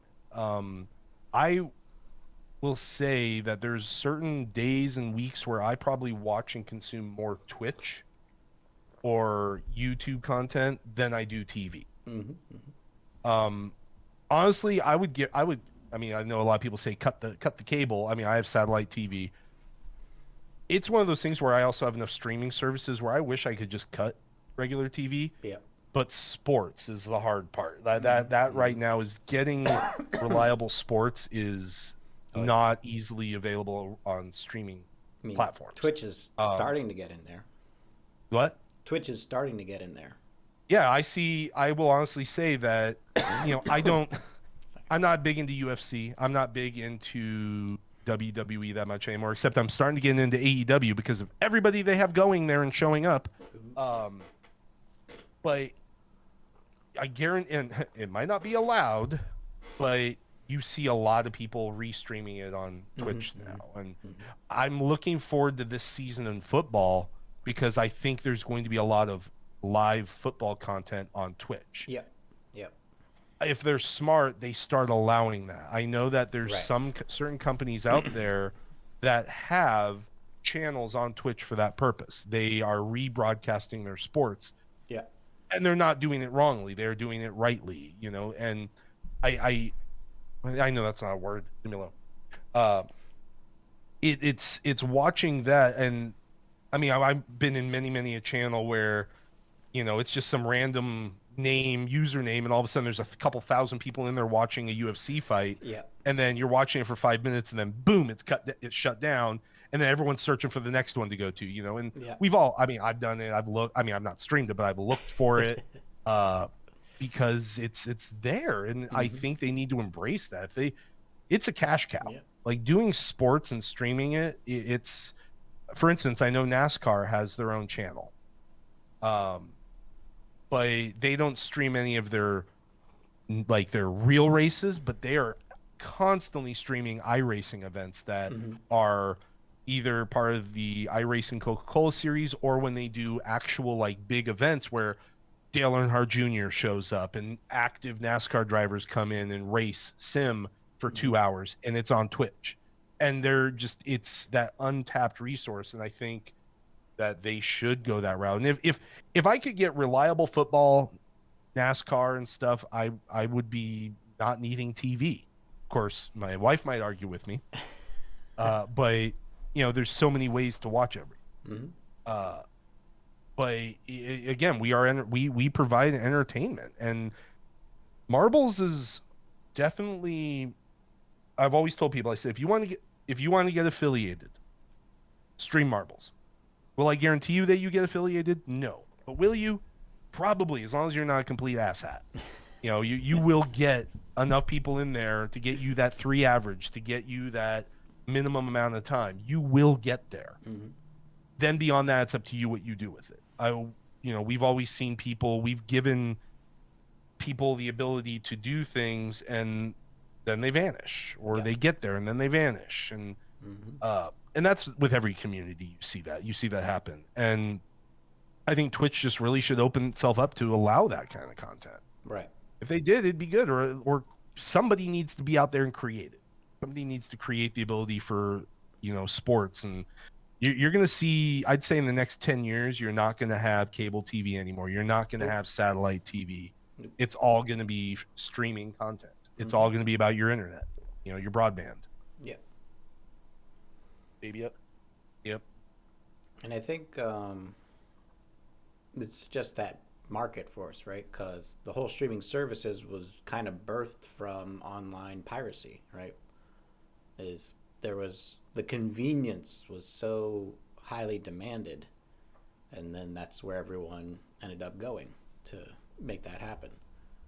And so same kind of thing with sports. Like, sports is a real-time event, so live streaming real-time events, it makes sense. And if people are constantly going to be breaking laws to try to create that experience, then the market's going to follow. It's just a matter of how they're going to do it. It's slowly getting bigger and bigger. Like, I do card breaking. I participate in that, where it's like you join it, you go into a stream, and someone's like opening a case of basketball cards, and you buy in for like $20, and you get a random team, or you get to pick your team. Like, every Laker that comes out of that box comes to you, for instance. And I've done a good amount of that stuff, and I've seen that grow. Yeah. But just in the sports category alone, there's tons of talk shows now, tons of sports talk shows that I've tuned into a lot, and I've actually become a fan of a couple of them. Like, I tune in every morning to one that's based out of UK. It's probably less insufferable because they're tempered by the chat. They're not in their little echo chamber doing whatever. Exactly. They're very. It feels more real, less artificial, less like, I still love play-by-play stuff, but you get that really more honest opinions of things. It's not, Fox Sports versus NBC SN or my family, CBS we call that talking heads. Talking heads. It's the four experts before and after, and nothing they say matters. Yeah. I think you're going to see it grow, and whether it's on Twitch, Facebook, YouTube, Trollo, or not, whatever the other one is out there, whatever it is, it's out there. It's just somebody needs to do it. And I think you would see what mad adoption. Sports is one of the biggest things that is out there. And especially with the pandemic and being able, I know it's still bad in areas, and being able to return to sports. Like, I still to this day am completely pissed off at COVID-19, and I know there's a lot of horrible things in the world that have happened from it, and death and stuff, but luckily I have not had to experience that. My problem was that I didn't get to go see the New York Jets play 2 times in Los Angeles. They came out here 2 times to play the Rams and the Chargers, and I didn't get to go see either game. And again, that's very superficial and very, Right. But that's sports. I mean, I've had friends that are going back to concerts, and they're excited. They're like, "Oh my god, this feels like some real life," again. I'm like, for me, that's sports. For me, that's like going to a NASCAR race. The musicians and actors are more excited about it than the patrons are. Like, yeah, people on Broadway are like, "I need to get back in the theater." So real quick to tap on Broadway, what is your favorite Broadway musical? Or give me your top 5. Give me your top 5. I know picking one is hard. They're kind of all over the place. Music Man's always a good one. It does everything you want in a musical. So Music Man's a good one. Sweeney Todd is close. It's close. Okay. Live show, I've talked about it before. Urinetown is a really good live performance to see because it's entirely dependent on the actors. So you don't really need a fancy stage. You don't really need the best in-house musicians. It's really all about how the actors run away with the concept. Yep. So those are probably my top 3.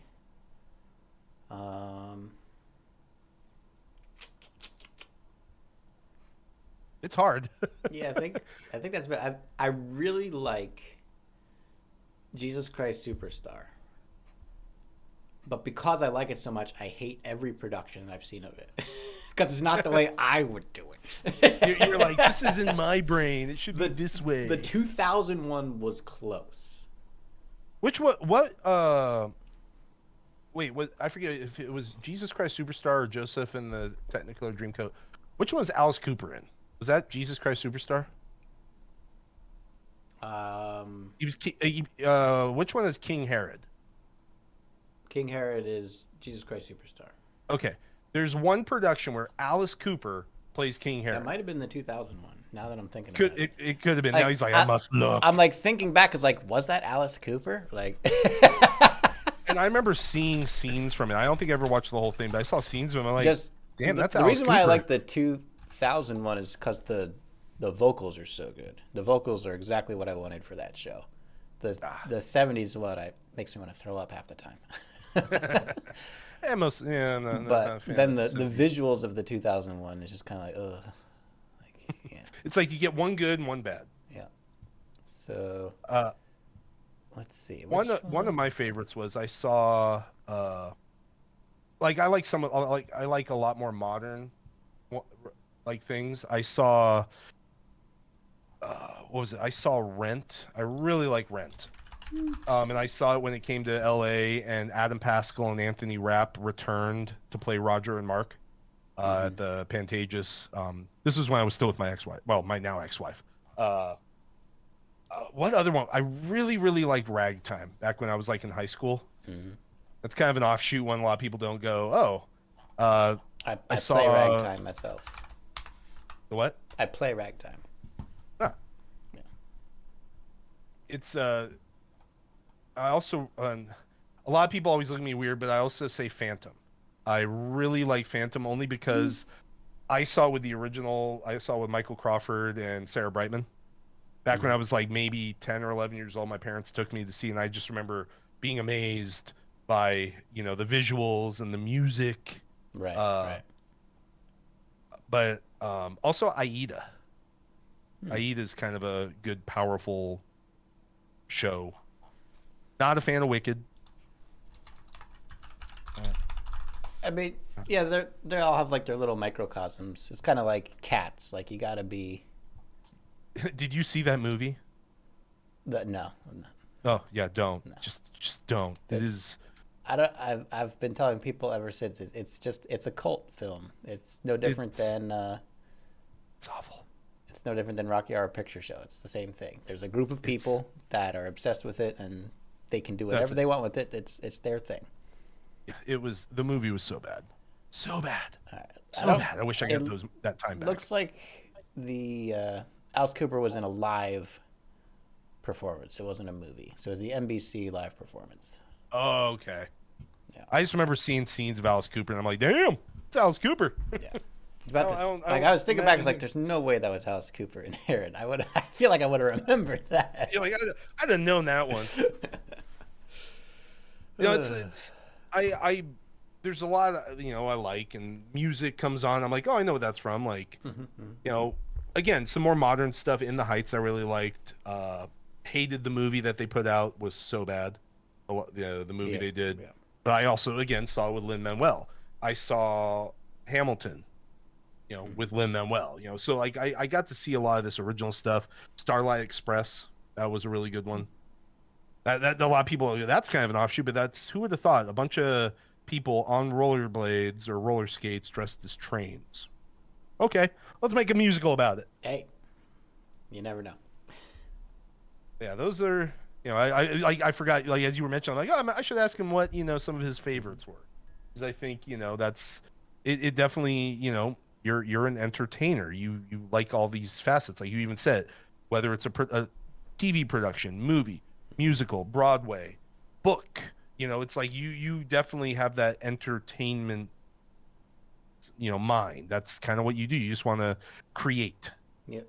If you go back to season 1, episode 3 with Standard Damage, I opened with a poem I wrote about the concept of being a creator in any artistic form.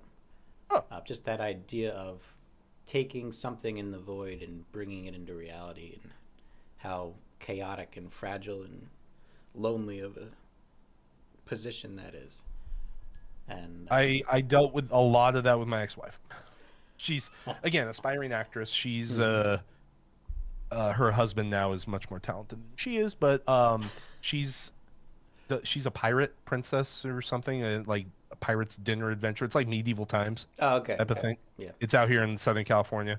It's a cool show, but I'm just like, yay, go you. That's you did a couple commercials and now that, it's I wish nothing but the best, but I've definitely dealt with that in my life. Like, her family was very entertainment. Her dad was in many TV shows. He was in Lost, The Bridge, which is an FX show. He's been in movies. He was in The Terminal, The Criminal, some crappy Stephen Baldwin movie that went straight to video, a Whoopi Goldberg movie. I mean, he's just did a bunch of little stuff, but he was an actor. Right. He was that was what he did. He only worked at doing another job just to pay the bills and get by, whereas acting was and still is his thing.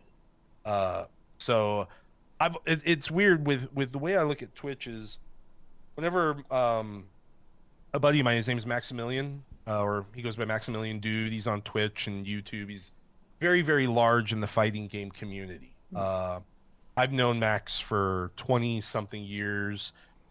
A long time ago, him and I worked together for a company called Sulake. We worked on a game called Habbo Hotel. Which, well, let's see, I worked there from 2005 to 2010. He was there from like 7 to 10. And then when we all got laid off, he started this thing called Assist Me, which was taking his love of Marvel versus Capcom 2 or 3 or something, like fighting game, and we did these YouTube productions for it. And again, at the time, my now ex-wife plays Phoenix. She plays Jean Grey, and we have all these different people come in, and it then prompted him to do Justin TV and now Twitch TV, and now he's huge out there. But going through all that production, and I would always be there helping, I always was behind the camera. I never wanted to be in front of the camera. Right. I am not an actor. If you give me lines to read, I'm horrible at it. I don't do well at it. But doing Twitch, and again, started on iRacing, which, think of iRacing like a first-person shooter, where a lot of times you're concentrating so much on the gameplay that you miss out on chat. You miss out on the communication. You miss out on, getting, to talk to people. Marbles completely changed that. It caused me to, you follow along in the game, but it gives you the moments to look at chat and interact and talk and I have the other problem. Get to know people. I talk to chat too much, and then I lose my tilted run. No! Hey, you still do better than me. I get to, I think, level 12 or 14, so that's my max. But you get that level of engagement where, you and I have talked, we've been interacting for well over a year. I mean, it's been a long time. It's to the point where, again, a lot of people in this community, I know that if somehow we all bumped into each other one day, whether it's a TwitchCon or just out and about, or if I said, hey, I'm coming to your city, I know I could completely meet up with you, grab a beer, grab whatever, and just continue our conversation. There would not be that awkwardness. And it was the same way when I met Pixel for the first time. I had already been helping out, and I was already doing a bunch of stuff. So it broke that down. But there's a lot of people in this community that I feel that way about, that I could just immediately pick up a conversation with them, not have that awkwardness. And that, I think this game has helped, break that that block for me, to where now I stream, yes, I got partnered, but then I do the MSLA, which is one of the biggest things that, goes on a given day right now. I mean, it's insane what it has done. And I never know, is it that people want the marble or they want the trophy? Like, what is it that people want? And it's always mixed. Like, I hear a lot of people that say, I don't care, I just want the marble. I've also heard people say, I want that trophy. And because I think it's helped when people get their trophies, they post a picture of it. I always like to use Sami Rose as an example. If you look up Sami Rose in Discord, or even I think on Twitch, her avatar, her image is of her holding her season 1 MSLA trophy. There you go. It's that type of stuff. And again, adding in the different things, we're going to add in yet another prize for season 4. that we just unlocked, that we just talked about this past week, where the person that is in every single race but has the lowest amount of points is going to get a prize. Oh, yeah. Now, if there's a tie, then there will be a tiebreaker race where the first person eliminated or the last place person will win. So it's like last of last type of thing. But you have to be in every single race. Right. You can't miss a race. If you miss a race, boom, you're disqualified. Yeah. You know, so it's adding in those little things, and the prize is going to be, like we joked about, the prize would be a bunch of the failed trophy prints I have and glue them all together. Right. So like, here's your prize. It's just a bunch of random trophy parts glued together. You know, so there's these different, you know, it's just crazy that, you know, people have jumped in on that. And could it have started because I am a purple, because I'm part of the dev team? Is that why people showed up? Or do people actually want to win something? And I think it's might have started out that way, but it's definitely, people want to win stuff. People love winning shit. Oh yeah. You know, that's, you know, I do giveaways. I do different things, and it's just like pogs. People go crazy because they want to win pogs. And some people come in and go, "What's a pog?" And we have to explain it. And then you have the people that are like our age, or, you know, the Gen Xers or the millennials. They're like, "Oh, I know what pogs are. I want one." Yep. You know, they remember that. I got a MSLA magnet as a gift. You have a magnet? I was gifted an MSLA magnet.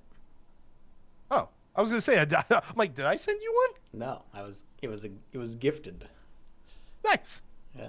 And I can say that I have more stuff coming up. Like all the swag stuff I get is either from like sales on Sticker Mule, which is awesome. Yeah. But I actually have some stress balls on the way. So it's going to be an orange stress ball with the MSLA logo on it. That's going to get put on the prize wheel. So that stuff will always change. There might even be some crappy, you know, the crappy sunglasses that you get at like trade shows. You know, those I might get, because it's just whatever I find that's just kind of funny and quirky. I love that shit. Some MSLA shoelaces or a whistle. Oh, I want to get lanyards, you know. Yeah. But again, go back, it's all about branding. You know, make sure something of you, like your brand is your mustache. You know, it's almost to like, if I always joke, if Pixel cut his beard, or when Spoo cuts his hair, you know, it's certain things that are very iconic with certain individuals. You have the mustache. That is your iconic thing, and it's even your logo. Yeah. Like when I made, like, do certain things, it's like, oh, you know, it's Shen's mustache. It's very, I know that's Shen's. I don't have to question it. So it's branding. It's very, you know, very, very important. And that's why I always like the fun little things. And what is it? Ben the Boss Jackson won a gift card to the gamer lobby from Sleepy Pan and used it to buy an MSLA shirt that has his name on it. And he tweeted a picture of it, and I had no idea about it. I'm like, crazy. What the hell? Crazy. And yeah, I was just like, this is crazy. Like, I think I always tell Pixel, I'm always in awe at something, you know, that has been built, that, you know, was built with the community and just growing. And I will tell you guys this, and I'll go on the record that to me, it's not about money. I can tell you right now, this is me doing the MSLA is not about money. If I get subs from it, cool. Everything I ever get goes right back into buying more shit. I get the checks in, and I'm like, okay, what can I buy this month for fun swag shit? You know, what would people want? Would they want, you know, a hand sanitizer sprayer with MSLA on it? You know, there's I think it's like tradeshow.com, or there's some website you can go get a bunch of random, you know, trade show type stuff, or water bottles, or, you know, different things. And I always think, I think in my head, I'm like, what would I like to get? Yeah. What would I want? So convention companies, basically. If you're going to have a booth at a convention and you want stuff to give away, they have like the default packages. Exactly. I'm still hoping one day we have a Pixel booth at like TwitchCon or something. Or just a MarbleCon. Everyone always says MarbleCon. You could just do MarbleCon. If MarbleCon, huh? You could just do MarbleCon. If MarbleCon ever happens, do you know who's going to be organizing that? Me. Yeah, exactly. It'll all be me. Pixel's gonna be like, yeah, I ain't doing anything for this. It's all you. Could already. Oh, Wild Road Rage, you want an MSLA face mask? Okay. You know, Better hurry I up think, on that one. Might only have a couple months left. I will say that I think doing so when I first did the MSLA, the very first trophy that went out to Miss Waffles for winning the first preseason race, I bought from a website. They sent it to me and I sent it to her. Generic looking little trophy, nothing special. It has her name on it, has a date, has the name of the race, everything.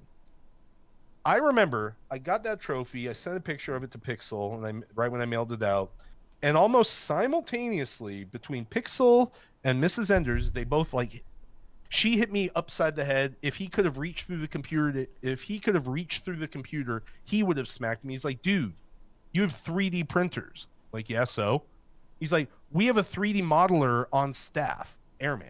And I'm like, oh, I know, but I didn't think I could just ask him to make me something. He's like, yeah, ask him to make you a trophy. And then boom, we now have the MSLA trophy and the championship trophies. Mm-hmm. So I think a lot of people get a kick out of the fact that it's custom. Like, I've had some people that have said they've never won anything in their life like that. And they now have this little MSLA trophy sitting there. Mm-hmm. I mean, we've seen some people unbox them, like LT Digillusion unboxed his, Audiovisual unboxed his. You got Yusef always likes to show off his trophy because he actually is the prototype.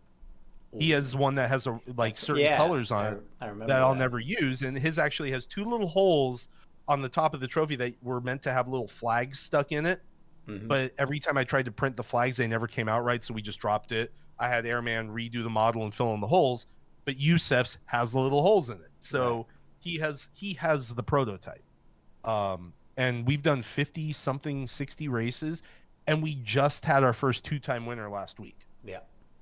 You know, Darkblade A came out of nowhere on that last corner and took the win from Lixie, which I felt so bad for Lixie because, she was like, yeah, oh, and then she just, I think, was like, closed, threw her keyboard in there, like, I'm done, rage quit, Yeah. I'm looking forward to another 6-8 hours of Marble Fest not winning anything. Gotta keep I'm up to 36 hours now. I gotta keep. You have not gotten anything? I have played 36 hours of Marble Fest since the first Marble Fest and not won a single thing. You have not won a single marble? Well, you have won. Yeah, because I hosted. Yeah, because you hosted. I have more from hosting for 2 hours than I do for playing for 36. Honestly, I've seen that luck with people, and then you had the first Marble Fest marble that we had where you would want different color. You want more than one. It evolved. Sleepy Pan, I think, got all 4 of her, or no, she bought the shirt, so she got 1 level, and she won. She got in the top 25 in the first 3 segments. Yeah, and she was like, "I'm done," and she, I don't think, participated the rest of Marble Fest. She was like, "I got my 4. I'm good." But that's crazy. You have not gotten. Another one. Oh, not man. Well, hopefully we have some better luck for you this time around. And there was, I remember even, I think it was on the Spoo one, where the first one whoever was killed his marble got one of the skins. And I remember my marble hit his marble down to 1 health, and then someone else hit it. I was like, oh, you're like, you son of a. It's just like, oh my god!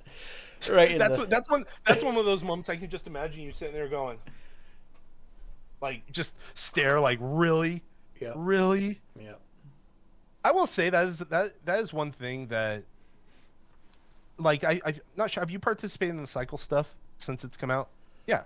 Yeah, I was doing a lot of testing on ZStream.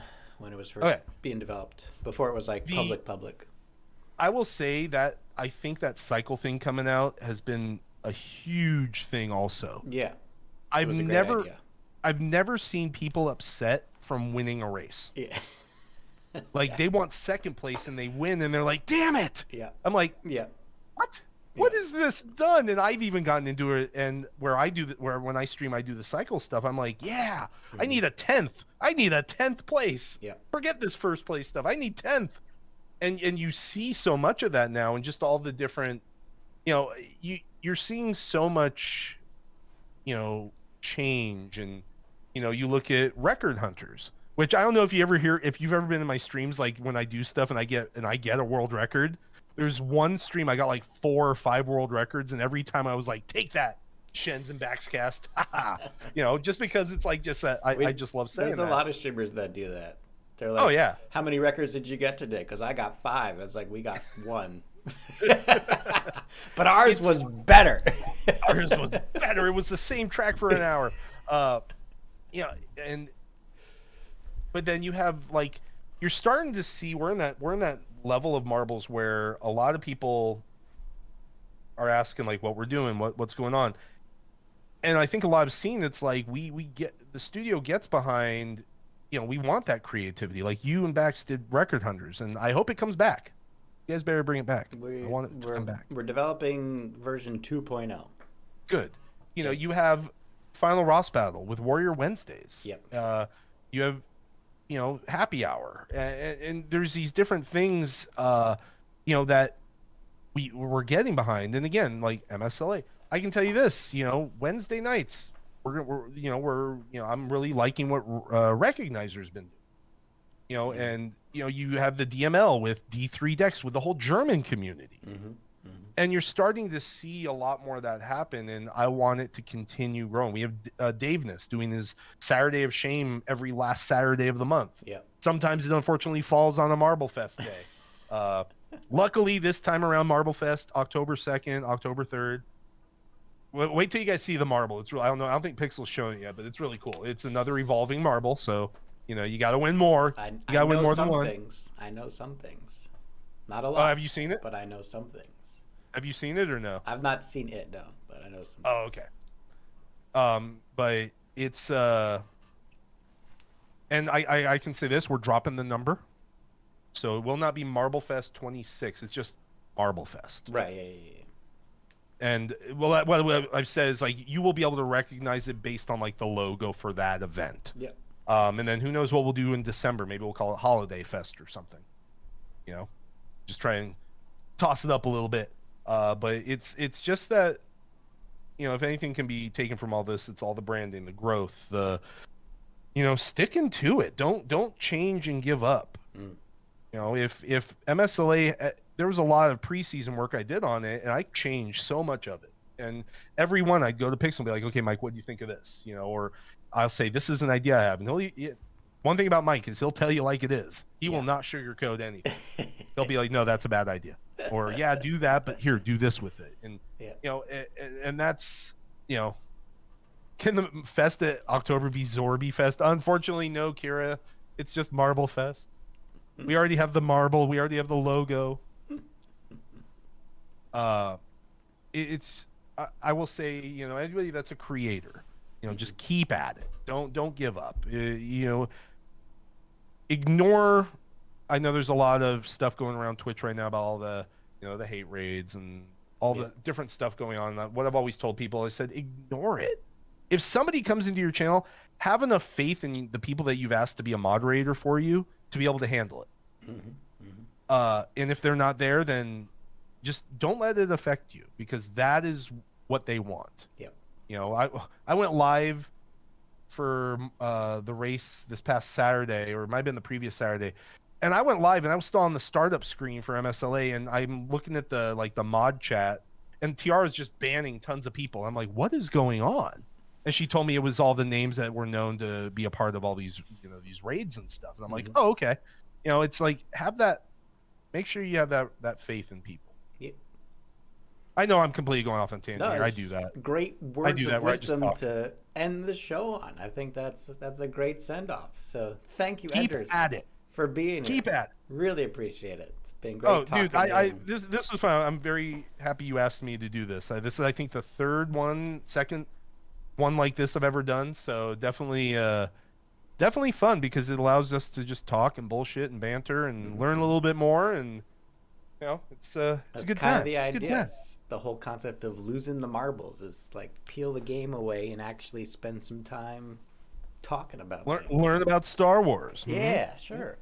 And I will say one thing: we didn't really talk about NASCAR, so a lot accomplished for a lot of people. I still got 4 questions I haven't even gotten to yet, so I'll just have to have you back on another time. Hey, 2.0. So before we go, anything you'd like to promote? I don't know, like something on your T-shirt or something that we've been talking about. I don't know.